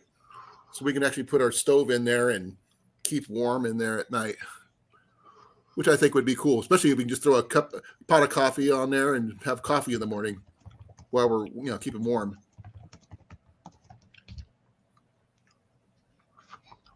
do you know why a T-Rex can't clap its hands?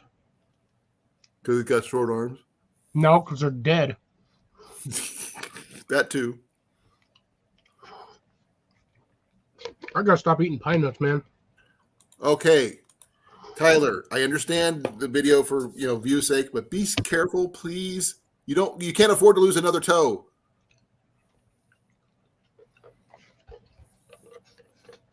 Yeah, we don't want another toe incident.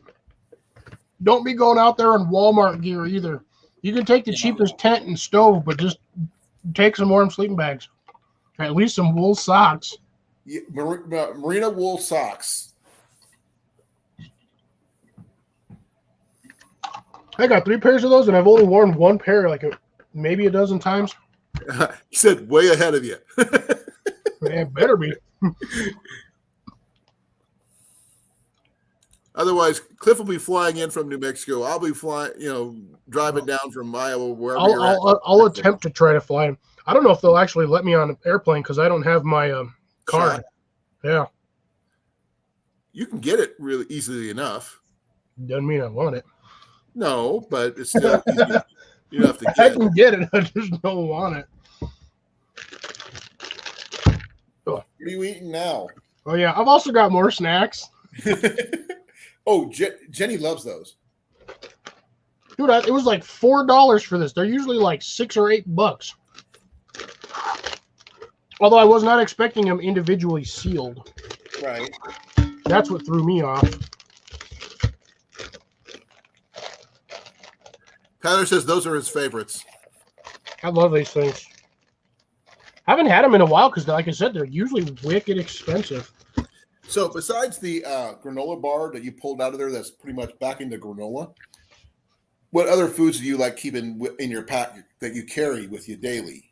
Well, that's actually it, honestly. I normally, when I have my actual car camping kit, which is my tote full of all my emergency supplies, Yeah, I normally have your cargo bag, basically. Yeah.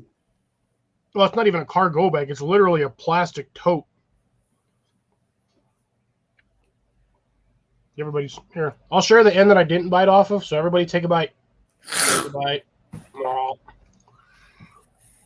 I normally have my 5-gallon bucket, which has water filter, 2 aluminum bowls, cups, silverware. It has usually 3 or 4 days worth of Mountain House meals, which I have rare ones in there because Mountain House no longer makes the single serves. So I have a bunch of single serves in there, which sucks because you have to eat more than one. Because that's why I like the double serves. Yeah, the single serve, honestly, for anybody, unless you're like 5, it's not enough food. No, even Ian, when he was that young, I was still starting out doing that, he ate 2 of them because he was on the go. He burnt through a lot of energy. Yeah, those single ones are usually for like breakfasts is what I think they should have left those as. Setup time, yeah. Wait. Oh, man. I hope it wasn't that Walmart hot tent. No, he got it from Amazon. Doesn't mean that's not the same one they sell in Walmart. That's true.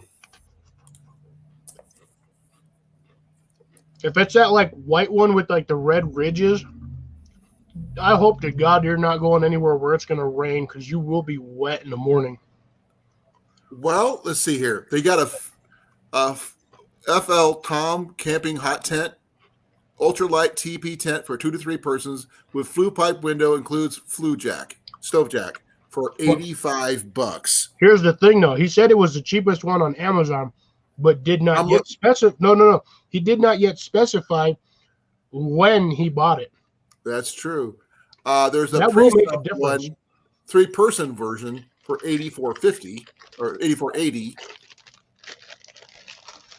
I'm about to eat another one, man. I forgot how good these things were. It's been a hot minute since I've eaten these. Yeah, I think that one $84.80 is the cheapest one that I can see. Ooh, looks like Grace may or may not have gotten it.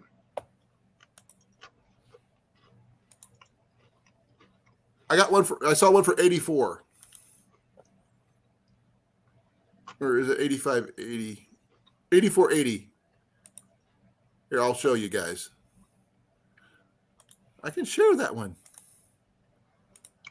Hey Tyler, do you have a bike cart for your e-bike. See, $84.80 with free shipping. I'll see that one looks cheap, but it actually looks like it still would be a good one. Yeah.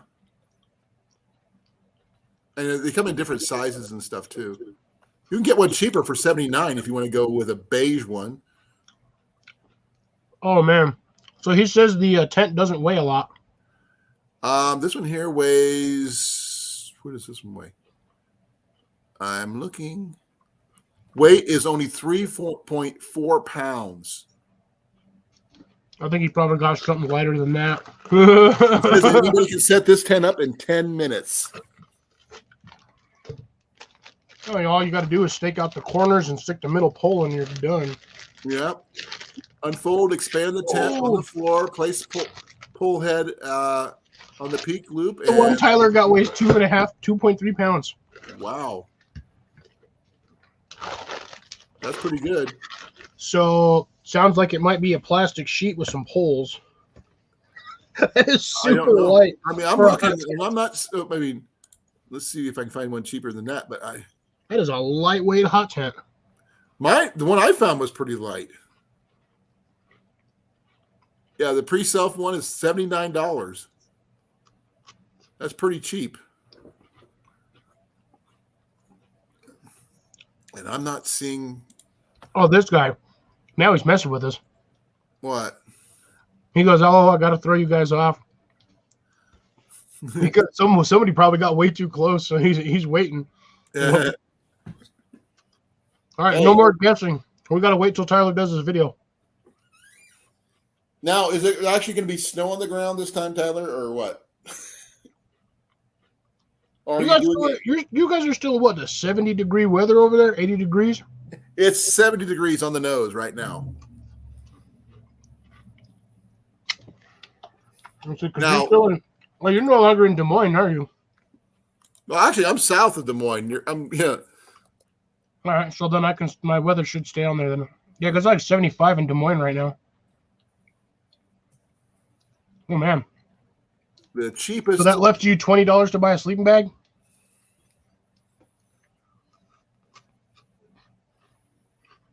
Can you even get a $20 sleeping bag on Amazon that's actually not absolute trash? Well, it depends on what he spent. I mean, right now, if I did it with, like he said, I can get a stove, the tent, and I don't know if about a $20 sleeping bag, but that's what I'm saying. A $20 sleeping bag, bro, because that's all that leaves him. And I'm assuming he's got Prime, so he's got free shipping. I've got Prime. I'm going to do a quick check on something here. Price wise, say $79 for the tent, plus the one tent stove I found for $99 or $100. Yeah, usually $21. And now I've always got snacks, Cecilia. I'm a fat guy. I can't not have snacks.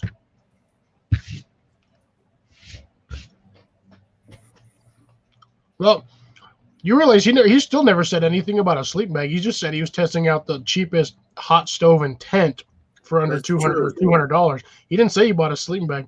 I hope the guy's not just sleeping on the floor. I hope not. I mean, if he's doing it, I mean, even, I know he's smarter than that. Tyler, you didn't weigh in the snacks. All right, how much money in snacks did you buy? You probably got a box full of snacks off of Amazon. Oh, remember, his wife gets free MREs. Yeah, I know. That's why he's got a mad stockpile of them. Yeah, so he's got MREs, which he won't share. He's got like 8 or 10 like boxes in one space. I know he's got more than that. Rest of my monies. So for $180, he bought the tent and the stove, and then spent $20 on Amazon snacks. Man, it makes you wonder what kind of snacks and how much you can get for $20 on Amazon, especially with free shipping. I'm not even going to look up Amazon snacks because I'll probably sit there and try to buy snacks. Even though I've got tons of snacks everywhere, and I got all kinds of snacks. I probably would be surprised how much snacks you got.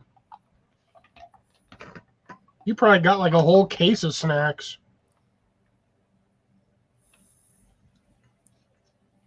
Oh man. Add water.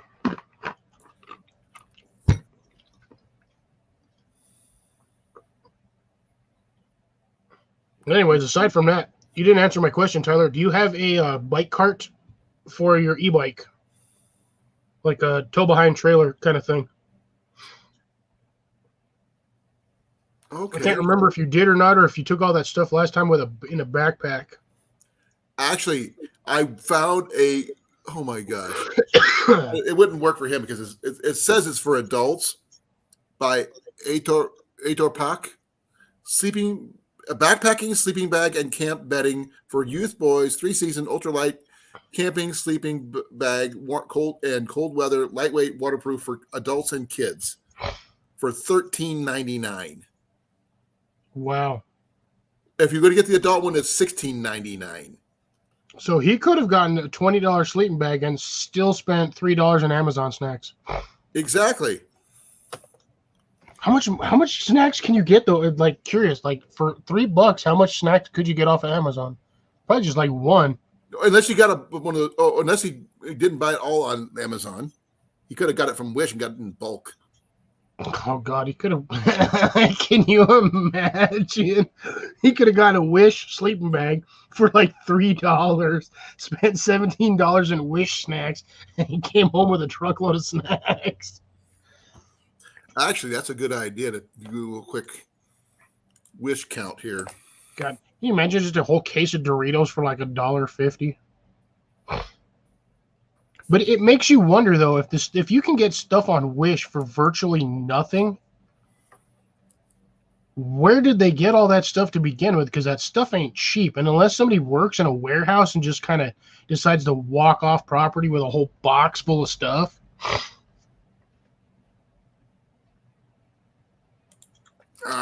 That's true, Tyler. I've seen some of the stuff from Wish.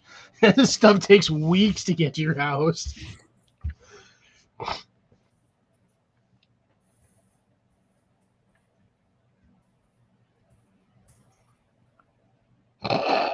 Excuse me. Definitely true. Okay, I'm actually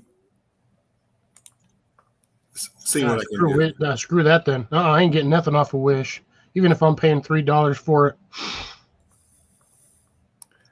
I found an adult sleeping bag, winter thickening single down adult sleeping bag for $10.69. That thing's probably rated to like maybe 20 degrees. Possibly. But I actually went to negative 20 degrees is what I actually put under my So search. 20 degrees. It's a Wish sleeping bag. It's probably some like third generation knockoff Chinese. It weighs 5 pounds and it's 100% polyester drill rod stuff. So yeah, you're lucky if you can take that down to 20. You'd be lucky. There's another one called Nature Hike Ultralight Waterproof White Goose Down Sleeping Bag, Envelope Cotton Washable Sleeping Bag. It's too long of a name. If they can't just say down sleeping bag nylon, don't get it. Okay. It's got a whole bunch of different about pack weight. The heaviest one they have weighs 4 pounds.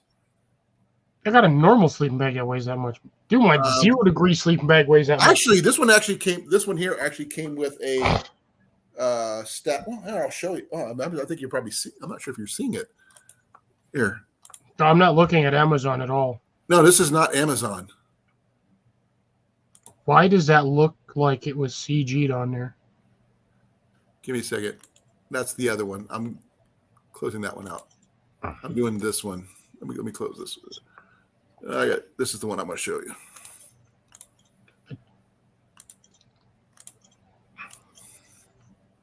This one here. And this is the. Yeah, I think I'd trust my $90 0 degree bag over that thing. I've got my my really good wool blanket. Actually, no, I paid $119 for my sleeping bag. I still have the price tag on my sleeping bag. That's how good of a condition my sleeping bag is, and I still have the original price tag stuck to it. To what? My sleeping bag. Oh. I actually mine is a cheapy summer weight sleeping bag at the moment. Okay, where am I getting echo from? Mine's all muted on my side. I've got nothing going other than my speaker. Like, YouTube side's completely muted. Mine too. Which is weird. No, I haven't got a winter weight sleeping bag set up for that yet. But I do have that new Thermarest I just picked up, and the Cabela sleeping pads. They're like this thick. Oh, I've got mine. I think mine's in the shed, but mine's like a 2.5 inch or almost 3 inch. And it's a half and half. It's like half foam, half regular. Yeah. So it's like one of those, like, it's self-inflating. So if you leave it long enough, it'll go. Yeah, mine, I paid $6 a piece for mine. Remember, I showed you guys these. But wait, Tyler, are you highly recommending a Mystic Ultra or a 7-day winter challenge? Nope. Oh, he got that from a buddy as a gift for seven. Okay. Someone challenged him, and it wasn't me. Well, I don't think anybody's doing the Wisconsin Winter Challenge this year just because of things. I actually am planning on doing something with JV in the future of a bushcraft one, but $50 bushcraft challenge got from a thrift store. Mystic, okay. One thrift store. You pick a thrift store, and you got to get everything there. I was actually thinking about that. What was I thinking of, like, where to, like, shop? Because I know most states have a lot of the same stores, like your Dollar General. Some will have Dollarama. Some will have Dollar Tree, Family Dollar. Brand new stuff. We're talking thrift shops, used stuff. Nothing new. I think Tyler's gonna die where he's going. He's going. Oh. Yeah, Tyler, he's going love to your brother, but that depends on what end of the Rockies he's going into. Denver, like Colorado, has freaking cold weathers up there, and you will be buried under like feet of snow. I've been through Denver in a '83 Dodge Colt in the middle of winter. Yeah, not recommended. Fun. No, dude. Driving most roads in Denver in the winter is not recommended unless you have 4-wheel drive or good tires. And chains. Yeah. You can I've literally driven down a road, went like half a mile, and it dropped like a foot of snow. Like, I know it's not Wisconsin or Ohio blizzards, but like when you're driving and there's nothing and all of a sudden you're in a blizzard, yeah, good luck. Grace, I found mine by chance, but the thing is, I found my MSR kit at the place I was at today. I was at Collectomania, which is basically, it's like a consignment shop, sort of, but it's a big mass one in a big building. And I would, if I could take video inside, I would, but I'm afraid that I'd get kicked out if I tried. But they have military items, they have toys, they have this, that, and the other thing, old tools. I've gotten my archery gear there, though. I will let you know I am planning on making a trip over to the Brass Armadillo to pick up that $10 recurve bow that's a 35-pound bow for $10. If it's still there. If it's there, I'll pick it up. and I'll probably end up Hey, Reef. send it out to you, Grace, because I know that'll be about your poundage. Hey, Reef, how you doing, brother? So apparently Tyler's going to Canadian Rockies, so that's going to be up north. Don't know how bad the winds are going to be up there, but I know I can guarantee for sure if you're in Denver or Colorado for the Rockies, dude, you seriously got to wear windproof gear because that wind will suck the life out of you in the winter. And you got to watch the humidity. If it's wet snow, not dry snow, oh, you're in for it big time. If you got wet snow, good luck going anywhere, and that's like driving through slush. And try to keep warm while wearing anything, with anything near that. Yeah, you have to. You literally have to wear synthetic outer layer so the water just sheds right off. Otherwise, you will freeze to death. And don't forget your merino wool socks. I have actually camped dead middle of winter in Denver, up in the mountains. I think it was like 19 degrees when we went to bed, and it was like negative 20 when we woke up. Somebody just reminded me of something I need to do, which I haven't done yet. Yeah, I forgot about that one. I remember Tyler mentioning that he was going up to the Canadian Rockies. It was going to be, I think it was like 3 or 4 of them. I remember they were going up there.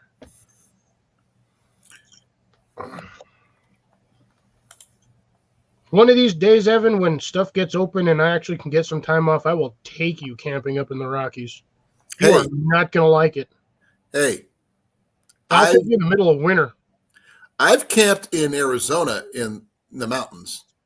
I've camped in Arizona in the middle of summer. It sucks. I've also done Utah. It ain't fun. I've never done Utah, but I did stay out when I visited my sister out in Arizona when she lived near Phoenix, the mountains there.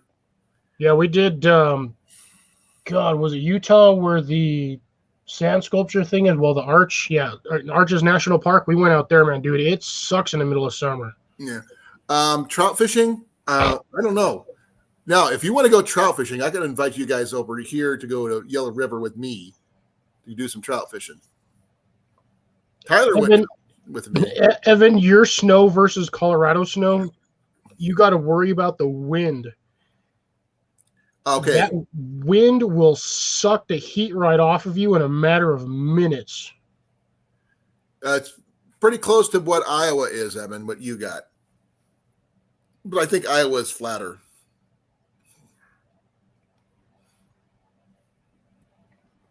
Yeah, that's always the wind. You like when you're literally on the mountains, dude, you got to wear almost a plastic bag so you can't feel the wind, and then you still have to wear like 2 or 3 layers of clothing. Yeah, and remember, he's using it with the cheapest hot tent. I really hope that thing is well. Tyler, do us a favor and at least spray it with some waterproofer before you set that thing up out in the middle of the bush. And also make sure you have a good saw for your wood that you can put in your stove with extra blades. And just don't be cutting down no ironwood trees. No, you don't want to break your blade trying to cut firewood and find out you can't get anything started because it's all frozen. No, you can catch frozen wood on fire. No, he might snap his blade if he's trying to cut through a frozen piece of wood that wouldn't be cut. And the blades might get cold, snap because of the cold too. So minus 60 with the wind chill. All right. Well, I hope you're prepared for this, Tyler. And I wish you the best of luck on this. The only other option I could think of that might work is that it's going to sound stupid is carrying a hot water bottle before he goes to bed. That will only last about an hour. In weather that cold, that'll freeze in an hour. If it's up against his body, probably it'll not. Still freeze in an hour. Even in an insulated bag, those temperatures, you can feel that cold. Oh, he's doing a test run before he takes it up north. Oh, okay. You missed it, Tyler. No, I can see it. Donald Morris was in here earlier. Tyler, you missed him. He now works for REI. So we got in a distribution center, which is lucky, little turd. The thing is, we have an in at REI. So that's a good thing. Yeah, I'd rather be wet in cold weather, because at least you'll slowly dry out with your own body heat. That wind in cold weather, dude, it bites. You It have to cuts have straight through every you. inch of your skin covered, or you will get frostbite. Yeah, when I went through when I was driving back from California to Iowa after I got to the Air Force, I went through Evanston, Wyoming in my Dodge Colt. I stayed in a hotel there. And it was a negative 147 or 174 below zero with wind chill. And where? Evanston, Wyoming. Yep, sounds about right. And Now, I'm I had pretty a sure that was Dodge with the wind Colt chill. that still started in that cold of weather. It was a little 4-speed. As long as your battery's not frozen, It made it, I mean, even if I could push start it, it still started. well, because you're looking at a lead acid battery, depending on the freezing temperature of acid. Yes, there's water mixed in, but it's still mixed. It's like your antifreeze. Your antifreeze is not going to freeze until it gets to, like, I think minus 200 degrees. Yeah. I was actually surprised I made it home.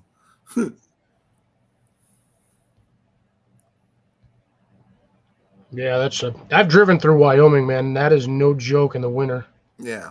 Well, what if Tyler could do, if he doesn't use the tarps over his tent, he could use them as make a wind wall, a windbreak.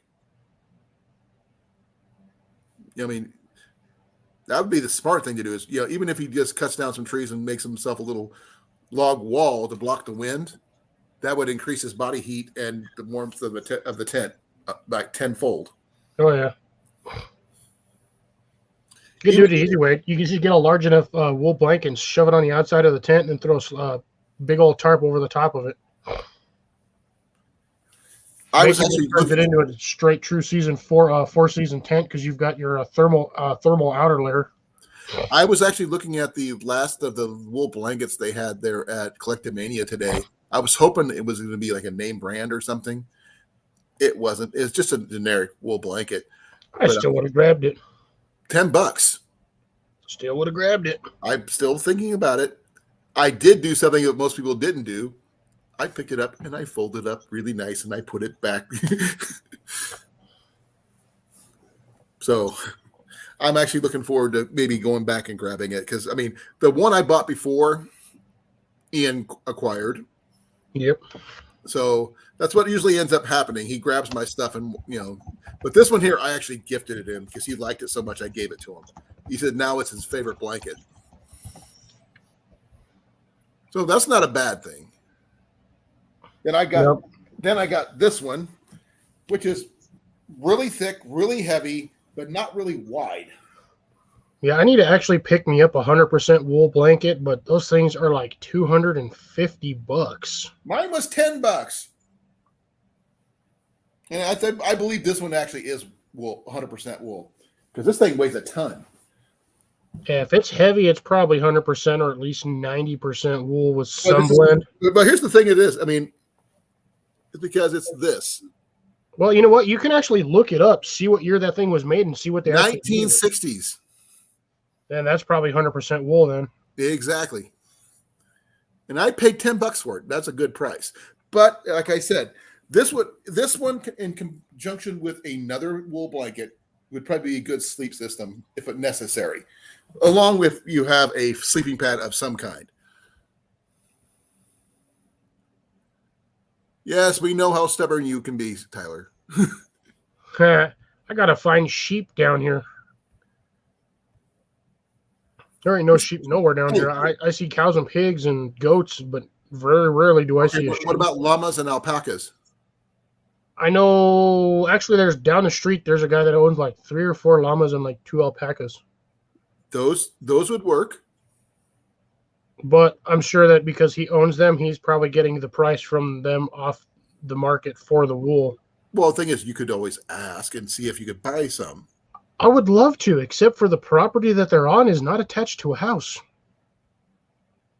Well, next time you happen to see them down there taking care of them, you can just stop in and talk to them. I've been driving down that same road for years, and I've never seen anyone on that property. Never. Let me do a quick check on something real quick. Price of wool? Yeah. I'm checking on Amazon first of all.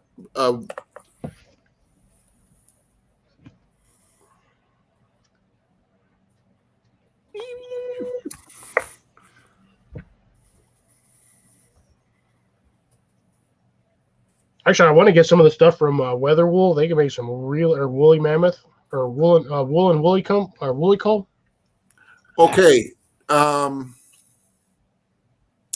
There's quite a few places that actually got some 100% real wool for a fairly cheap price. It depends on what kind of wool you want, what color you want. Speckled. Speckles? Yeah, it's white with like brown or black like speckles and spots in it, but it's like a $350 jacket. Oh, here's one you might like, Cliff. Give What me a the second. hell am I got going on over here? Get off of my thing, you turd waffle. Turd waffle. Here you go, Cliff.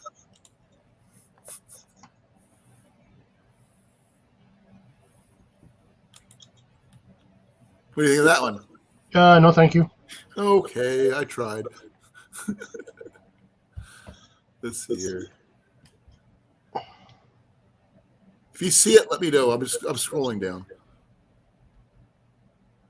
I'd be all right with that plaid version one on the above. Go up. That's a blanket. Yeah, I know. Yeah, it's an Afghan. That's not a real. Oh, never mind. I don't want an Afghan. They might blow me up. Okay, Just kidding. This one's not too bad. It's got a little multiple color thing going on. No, watch. I'll show you which one I'm looking for. I'm not done. I still got more pages to look through. But I'm sure that Cecilia's going to tell us which one it was the best one for what she was planning.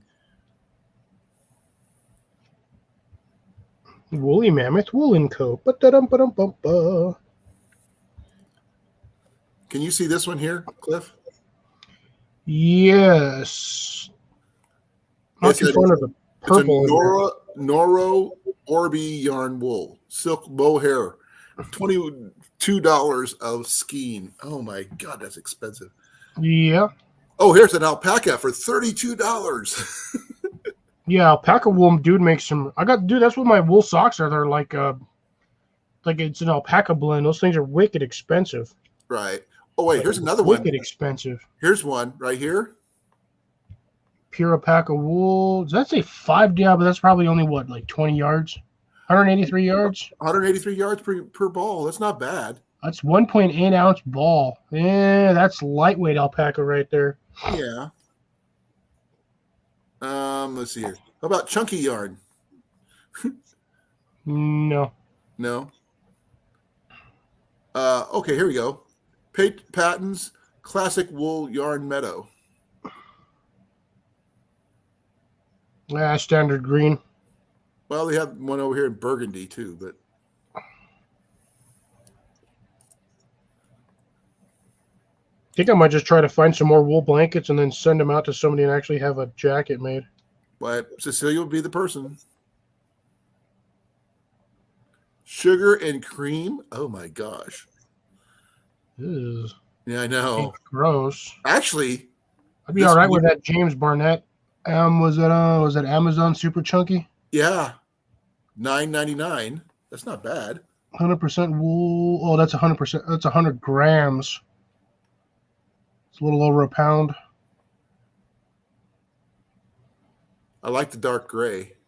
Yeah, but see that again. That's for knitting things like sweaters. It's hard to knit a solid blanket like that. Well, if you have enough, you can do it. And yeah, you can, but the problem is you still got stretch and all those air gaps. Stretch happens. Just don't get it wet. Maybe weather wool's the one I'm thinking of. Yeah, weather wool's the one I was thinking of. Let's see here. I'm sure I cannot see the chat right now since I'm looking on Amazon. Yeah, the one I want is the Lynx pattern Anorax. This one here. Oh, that's acrylic. The acrylic. That depends on the situation. 100% acrylic. This one right here. Again, depends on the situation. If you're freezing, dude, I'd go with 100% acrylic. It ain't going to be waterproof, but you're going to roast. You're going to be hot in that. You won't freeze to death. Right. Okay. This one right here is $30 basically, but it's a soft Chanel yarn for making blankets. I don't even see your curtain. Oh, there it is, top corner.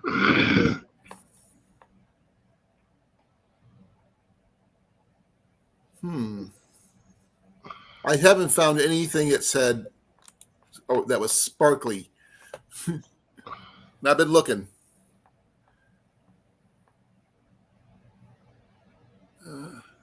Like I said, I haven't looked at the chat, so I don't know what Cecilia is telling me right now. It's saying chunky yarn is great. Has made my own blankets with them. Oh, look at this one. Oh yeah, no, I can't stand that stuff. I don't know why. It just bugs me when I see things made out of it. Well, if you spin it a little, make it a little tighter, you can make a really good blanket. I still wouldn't do it. That's like that puffy stuff. Don't buy ice. Okay, don't buy ice. What's that? Oh, Cecilia says, do not get ice. That is where I order from. Pictures are not correct to the product. Okay. No, I want an anorak is what I want. A $300 jacket. Well. And they are nice. I don't really have a big winter jacket because I kind of layer up with my hoodie and my my hunting coat during the wintertime. But I need to get a new hunting coat, so something a little bit more waterproof because mine's kind of wore out. Yeah, I would say get a windbreaker, but windbreakers aren't waterproof, and I can attest to that. Windbreaker is designed to block the wind from sucking your body heat right out of you. They ain't waterproof, folks. They ain't waterproof. Mm-mm. Even if you treat them with a waterproof spray, those things are not waterproof. Well, there's a classic wool from Patton's for like $8.99. Oh, you know what? I got a Burlington coat factory like 10 minutes from me. Right. I wonder if they have wool. I should check to see over there what they got for wool. But I hate Burlington. Like, their prices are just stupid. Well, the thing is, if you didn't want to go, if you just, didn't want to wait that long for, to have something made, you just go look for a 100% wool blanket and see what they have here on. Oh, yeah. Good luck on that one. Queen size blanket, like $200. Let's see here. And I've looked on eBay, Amazon for stuff like this. Echoes, 100% virgin wool blanket, $65. Alpaca and sheep wool blanket, soft and thick, 72 by 86. It's $150. That's what I would be going for. Oh, you want one of those? You wanted that was made in Peru. Okay. Well, look at literally right there, 150. It's a 72 by 88. I see it right here. Yep. No, there's one. I actually like that color blend. It's actually not bad for color scheme. What about like this one? It's all right. I'd rather have the dark green with the red right there, the Arcturus military. Right, yeah, that's $40. Yeah, 64 by 88, not much bigger than me. Now, it's about as wide as I am tall, but this is the one you want right here, the Pendleton. Yeah, they have the Pendletons. I sell them at REI for about the exact same price. Yeah. Now look at this one, the Germany Swiss Army Mountaineer blanket. Yeah, but look, it actually comes with the wrap harness. That's like $240. That'd be awesome to have, just on its own. But look, if you got the other one right there, that Pendleton EcoWise washable right next to it for $219.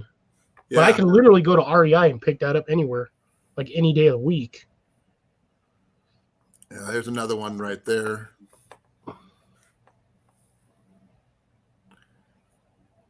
Well, here's a European surplus wool blanket, but I don't know if it's 100% wool or not. Those, that's a Rothco.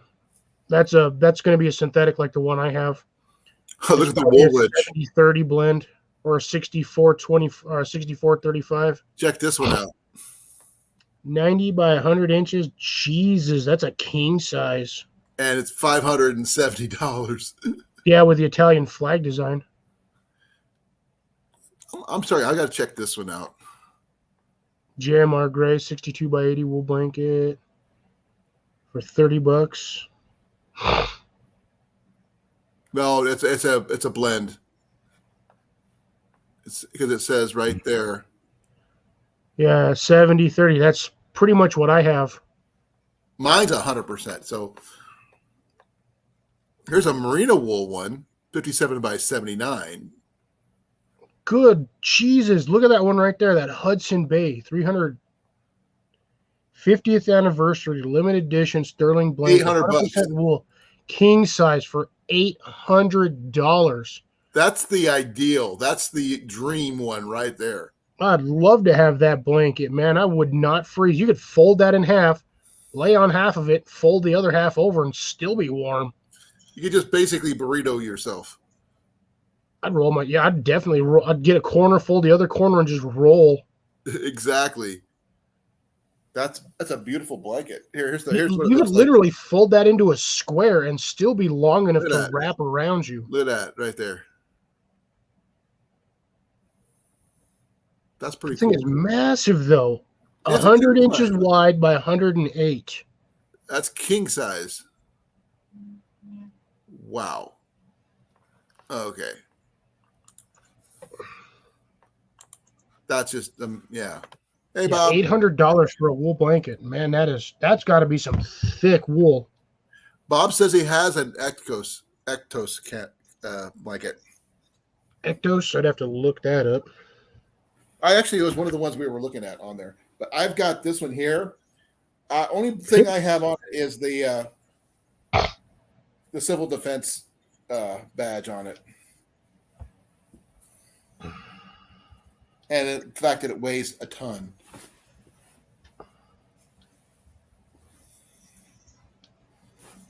And I've taken many naps since I got this with this thing. Yeah. See, I can't sleep under a wool blanket once it's like cold. Even my synthetic blend when I get hot under. Yeah, folks, that's what I got. My blanket is from 1960s. This style. They don't make this style anymore. Ohio Special Forces or whatever, military force, where'd Tyler go? He just like vanished. Yep. Well, I was.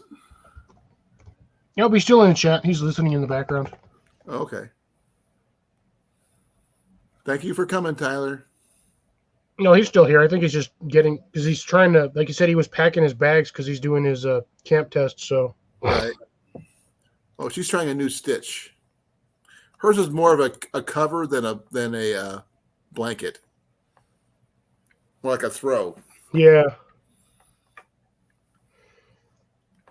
Now, I don't know how they make this one. I mean, I'm going to see if I can get it close enough where you can actually That's see all it. machine. Look at this. Yeah, it's all done machine. This is the same way they make pants. But that thing is, look how thick this thing is. Yeah, it's got a good thickness. And like I said, you can't see through it. No holes. I like the color. I like the banding on it, which is really cool. And the fact that I paid $10 for it. The other one, which I'll go back for, is much bigger, but thinner. And green. Ooh. CR's in Canada. He said it's getting to the 32 degrees tonight. It's going to freeze where he's at. So if JV and I do the thrift store challenge, $50 thrift store challenge, you got to buy everything from one store. It cannot be a Dollar Tree, dollar store, or anything brand new items.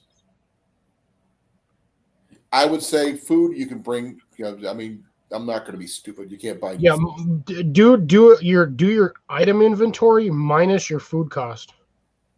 No, $50 for your items. Yeah, that's what I'm saying. And then don't worry about your food cost. Food cost you can bring in with whatever, but Yeah. most people do the challenges. It's like it's $50 for gear, not food. Yeah. So yeah, $50 for your gear excluding food. Yep. So I would say shelter, sleeping system of some kind, cooking system of some kind. Yeah, I just wish I had all those around me. I've got a military surplus, but that's like a 45-minute drive.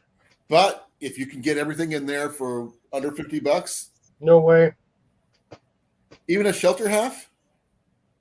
Dude, I can't even find shelter halves where I live.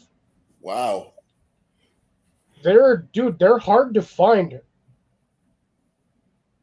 Like even there, I know like 3 military surpluses. Now the problem is one of them's like an hour away. Right. And I've never actually been into it. I've been into some tactical places, but they don't carry stuff like that. Right. I don't even have a military surplus anymore. They closed down. And if it wasn't for Tyler, I wouldn't have the ferro rod setup that I have. If it wasn't for him. Thank you, Tyler. Well, if you ever get your freaking box, you'll get more. Oh, I'm sure. But I got to get it first. But the I will know that I cannot use. I don't know. Can I use the stuff I've already bought there that's under if it meets the under the $50 price tag? That would be something you would have to bring up with JV. Because So next time we can get on here, we can discuss that. Because I can be the intermediary since I'm not going to be able to do this challenge with you guys. I can be the referee / whatever. the judge. Yeah, judge, referee, middleman, the bipartisan member of the. Well, the thing is, I could probably bring my MSR kit with my kettle, but not my stove, either one of my stoves. Because I did not find either one of my stoves at Collectomania. Okay, so if you're going to do that, then your items can only be from Collectomania. Right. And that's going to be tough because they don't sell a lot of tents there. Don't necessarily need a tent for survival. They don't sell tarps either. You found a wool blanket, that's your tarp right there. Right now, I already got $10 down if you kind of count that point. Actually, $17 if you count $7 for my MSR kit and kettle. Yeah, if you get all your stuff and get a price list on what you have, and then that'll give you a remainder of what you can buy and see what you can find for that. Because I still need a some kind of cover, a knife of some type.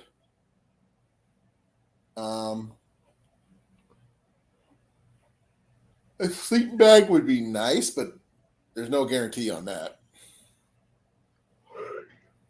Fuck, I'm tired too. We might have to call this. We're both yawning over here like crazy. Oh, my eyes are burning. It's 11 o'clock. It's been 3 hours, and I got to pack everything back up. Yeah. So we can go for a little bit longer, and then and we can call it because I think there's only like a handful of us in here. There's only like 4 or 5 of us in here anyway. By the way, I did a check on my monetization thing. I dropped 3 subscribers since this morning. Happens. But all week it's been 104. All week until today. It happens. I was close to like 490. I was at like 487, and then like a week later I was at like 477. Right. Actually, I was 472, and then I've gone back up to, I think I'm at like 481 now, I think. I am going to check something while I'm up here. I'm going to see I forgot to post my video on Wednesday, crud. So I'm going to be 2 weeks behind now. I'm checking something, make sure they didn't unsubscribe. Nope, they didn't unsubscribe. You're at 482 right now. So I'm almost back up to where I was. And I'm going to do this for you, Cliff, because I can. What, share me out on the bottom? You better. I'll share you out in the chat. For like a couple of more minutes that we might be on here because there's only like 4 of us in here, and we're both about dead tired. Oh, yeah. I've been on the road all day. I didn't, dude. I was at work, but it was like slow and boring, except for the first like hour and a half, and then it just died. Yep, I'm still up, Lori. We're still going, Lori, but not for much We're, longer. we're, we're winding down. We've talked about pretty much everything. Me and this guy are about to die over here. My eyes, when I get my eyes start getting tired, that's when I'm wearing out. But to recap what we've talked about tonight, we've talked about different pump water filtration systems. I got the Catadine Hiker. I've got the Pure. He's got the Pure version. Literally the exact same brand. Thing. Silcock keys is another thing we discussed. Good thing to have. Always a good prep item. Huh? Said always a good prep item. I have a store like not too far from me, and I guarantee that has a water spigot on the outside. Yeah, we have what snacks I have.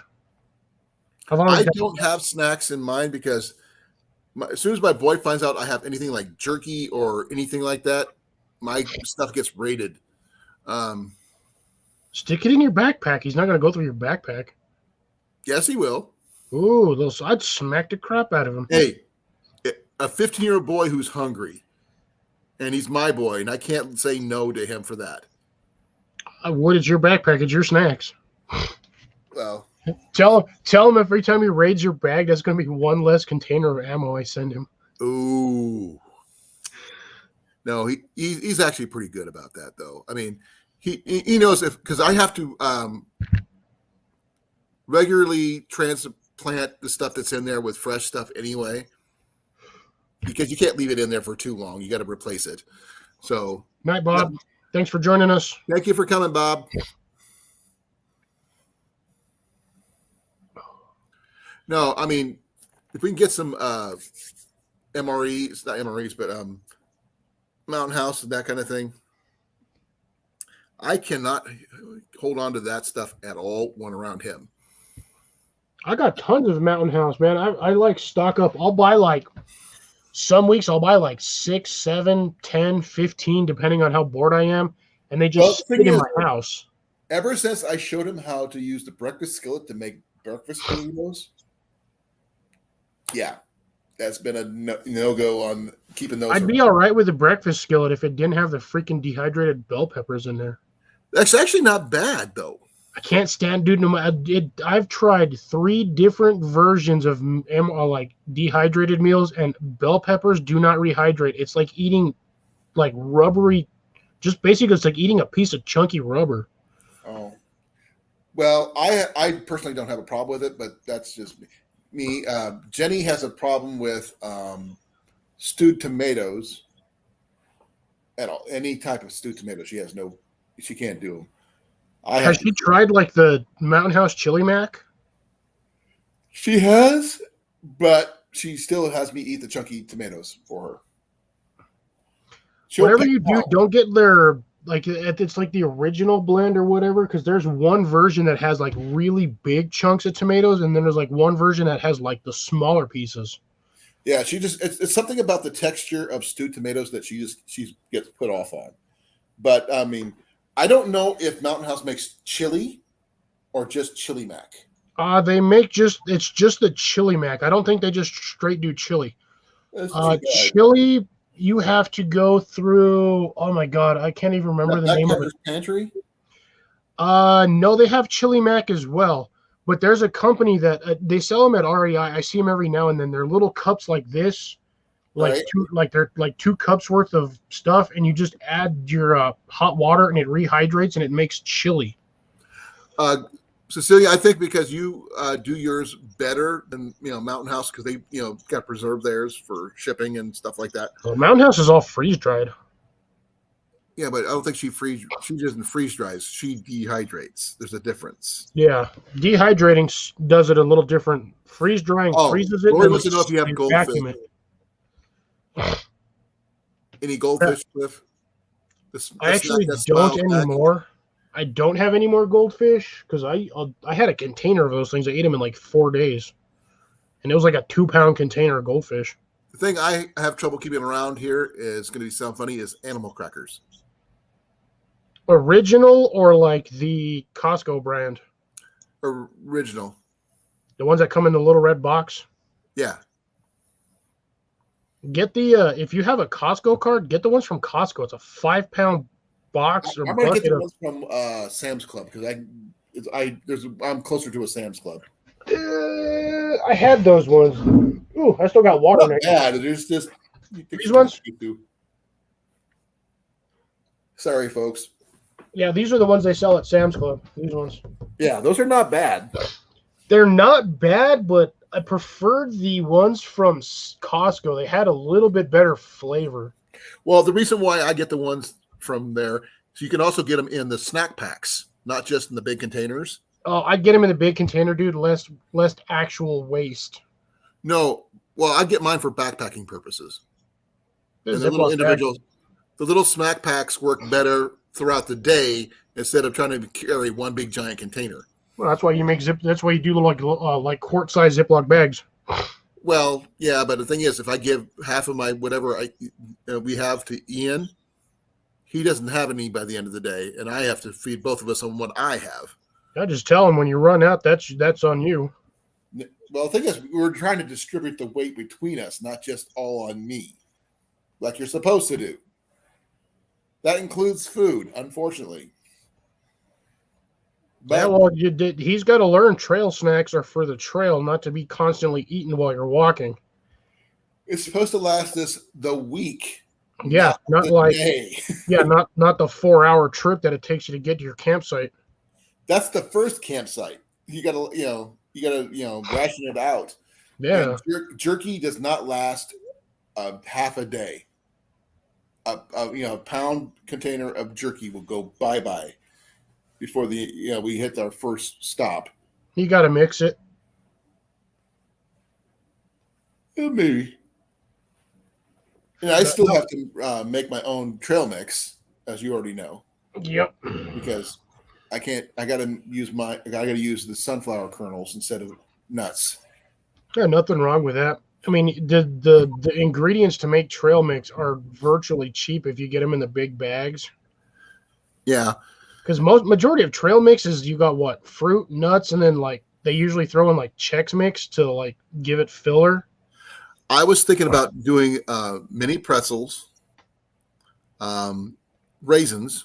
Yep. Because, I'm not a fan of dried bananas, but I do like dried apricots and the sunflower kernels, maybe some M&Ms. I was about to say cashews, but you can't even eat those. Nope. I was thinking more like some M&Ms, the chocolate kind, not the peanut ones. And I'm not sure what else I could throw in there. I was considering throwing in some cereal, not Chex Mix. Cheerios would actually be the better one. I was thinking either Cheerios or Fruit Loops. I don't think the Fruit Loops would go so well with a trail mix. I would honestly do like the Honey Nut Cheerios would be your best. I can't do Honey Nut. Oh, that's right. Well, I doubt there's actually any nut in the Honey Nut Cheerios. They just call it Honey Nut Cheerios. Even I'd rather not, risk but it. Then just do the heart healthy plain Cheerios. Yeah, I do like regular Cheerios. I mean, I was also considering cornflakes, but I wasn't sure on that one. Cornflakes, no, I wouldn't recommend it because by the time you get there, it's going to be corn dust. Yeah. I was thinking about more like Frosted Flakes or something like that. Same, you're going to have the same response with that as cornflakes. By the time you get to where it's going, would be something similar to Chex, but that would be like the Frosted Mini Wheats. they actually make plain ones. I know, but I like the frosted ones with a little bit more calories involved. Yeah, well, that and you get the sugar. That's true. I have not tried soy nuts, Grace. I tried tofu once, and that was for a reason. Someone said I got to, try it to see if I like it. And I said no. You can't just eat straight tofu. It's like eating a piece of rubber. It's not. It's like eating a piece of foam. It's like licking a rubber snail and calling it escargot. Yeah, no, you have to. Soy is the reason why that stuff is there is it absorbs the flavor of whatever you cook with it. So I use sunflower kernels. They're fine. I like them a lot. I can eat them by the handful. I buy 2-pound bags, 4-pound bag, 2 4-pound 2-pound bags before I even go on the trip, and I split them between Ian and me. They work out great. But I'm just trying to figure out a new combo of the ones for making my own trail mix. I mean, I should throw some granola in there just because why not? A lot of granola, though, it has nuts in it. That's the only problem. Almost every bit of granola mix I have seen always contains peanuts. Oh, I got to be careful then what I get then. Yeah, read the ingredient list. If the package says may have been packaged with I watch in an area, don't buy it. Yeah, I know. I'm going to do some practice bags and see about getting some ready to go. Because, I mean, I got to figure out the calories per bag because due to the fact of the exertion that I'm going to be doing, carrying the weight I'm going to be carrying, with the water I'm going to be drinking. Well, then just do like your dry cereal. Add your raisins, add your mini pretzels, and then add you could do the mini wheats, Cheerios, because those are going to be heavy grain anyway. Your Cheerios and your mini wheats are going to be the heavy grains. That's where I need protein, dietary fiber. Is that? I mean, I can get some iron from the raisins. Yep. Not a lot, but then go with your dried apricots or whatever you prefer for fruit wise, and then chuck them in there, and that can be your trail mix, and then make a separate one for Ian. Well, the thing is, I also like the sunflower kernels because I do like. There you go. Add those in there. Yeah, I was thinking about adding some M&Ms, like I said, just for a little bit extra sugar kick. But I'm because they're made for something like that. That's the military designed M&Ms for a reason. But yeah, because they're freaking. You squish them. Well, you can squish them, but they're like they don't melt. That's the thing. Yeah. So that's something like that. I think it would be the basic one. So I figured a 1 quart bag of each, for like 5 days, 5 of those, or maybe a 1 gallon bag, maybe. I don't know. I would do if you're gonna mix it, I would do the 1 gallon bag, but for trail snacks, I would do like the sandwich bags. Yeah. That way your bag can be distributed. So hopefully at least that 1 bag will last you 3 days. Yeah, it depends on what, because I don't eat a lot. I eat a big breakfast generally. Then I snack throughout the day without really stopping for lunch too much. And there's also having jerky on hand is always a good plus too. Tortillas. Take tortillas. That's why I always take tortillas with the breakfast skillet for making my burritos. Yep. All you got to do is wrap them in something that they won't get too hot with, and you're good to go. Well, like I said, that's why I get the Mountain House breakfast skillet, and I put them in tortillas because that way you don't have to worry about doing dishes or anything like that, other than heating up water, putting it in the bag, that kind of thing. Then you don't even have to worry about drying out your cup. You can reuse the bags once they're cleaned out for anything else because they're essentially a Ziploc bag. Yeah, it's Mylar Ziploc bag. And that way you save on weight because you're distributing the weight you have. And you can like you said, you can reuse those bags. If you have to, you can collect and use water. Hey, you're welcome, Evan. It happens more often than not, but this one's actually something that's necessary because I'm allergic to nuts, so I can't eat normal trail mix. So I have to make my own. And then I got to figure out what portions of each to each. This is because I kind of overdo it sometimes. Pick you up a couple of packs of these. I do like those. I also like the chunk ones too. The Jack Link's chunks, but I like using those in conjunction with any kind of soups or stews that I can bring with me. And add I like these ones too. Yeah, those work too. A summer sausage is a good choice too, Cliff. Actually, honestly, out of all of these, I prefer the teriyaki flavored ones. They seem to have a better taste and like texture to them.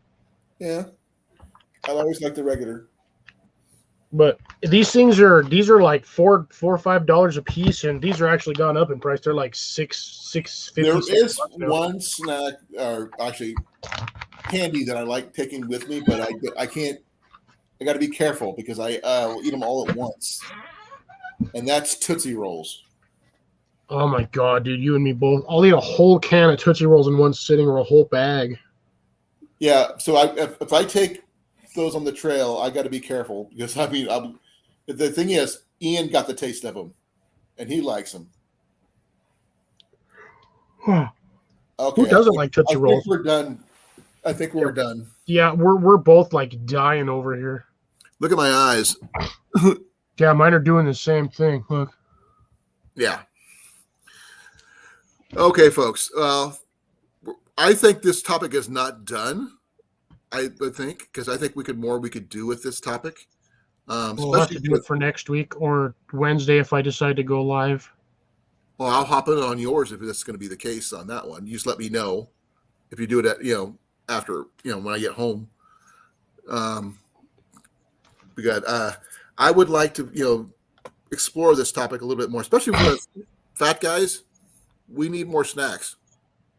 Actually, surprisingly, I only snack at night. For the most part, I don't really eat during the daytime. No, I mean for breakfast. I mean, I do coffee. I will do water throughout the day, mixed in with maybe some electrolyte drinks, not energy drinks. If I leave my house early enough on days when I don't have to go anywhere, I sometimes stop at Sonic for breakfast, but rarely.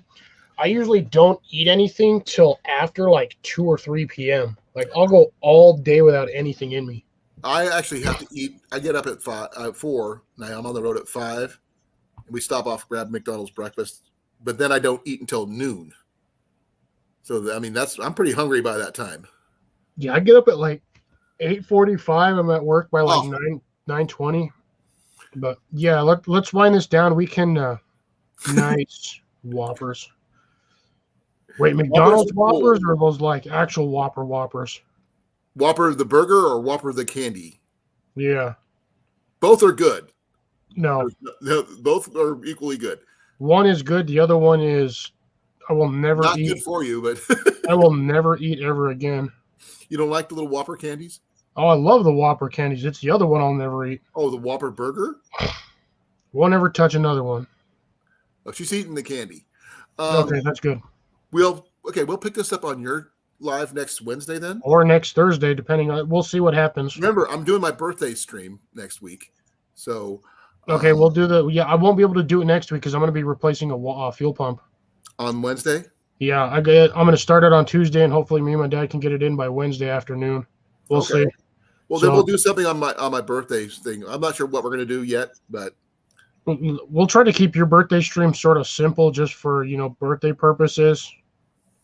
This is never going to happen. Yeah, but we'll keep it there. We'll figure something out. But yeah. So if someone can just send me a little cupcake with a candle in it, that'd be perfect. Because I generally don't get a chance to celebrate my birthday. Because it's right to celebrate mine. It's right before payday, which really sucks. Yeah, but I'm going to the rendezvous right after. So on that Saturday, that Friday night, I'll be heading over to the rendezvous. So camping out over there. So that'd be cool. Get to hang out with some friends, burn up a lot of ash logs from our wood pile. So that's going to be cool. Just don't make an ash of yourself. I'll try. But I also have a really good 8-foot log I plan on making into a bow of some kind. I think it'd be awesome. Nice. I'm going to have to ask help for that one because I've got to find a bowyer that knows what they're doing. I do not. Riverbend, telling you. But it's hard to get a hold of him since I'm not on the same schedule he is. And he does. Shoot him an email. I'll see what I can do. Because I haven't been down that way in a long time. No matter, just shoot him an email. Yeah.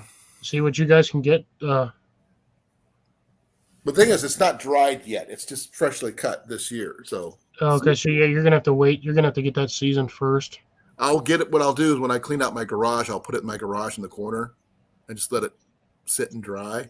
Actually, I'll split it first, then I'll let it dry and see what happens. But everybody, Cliff and I need to head out. We're both exhausted.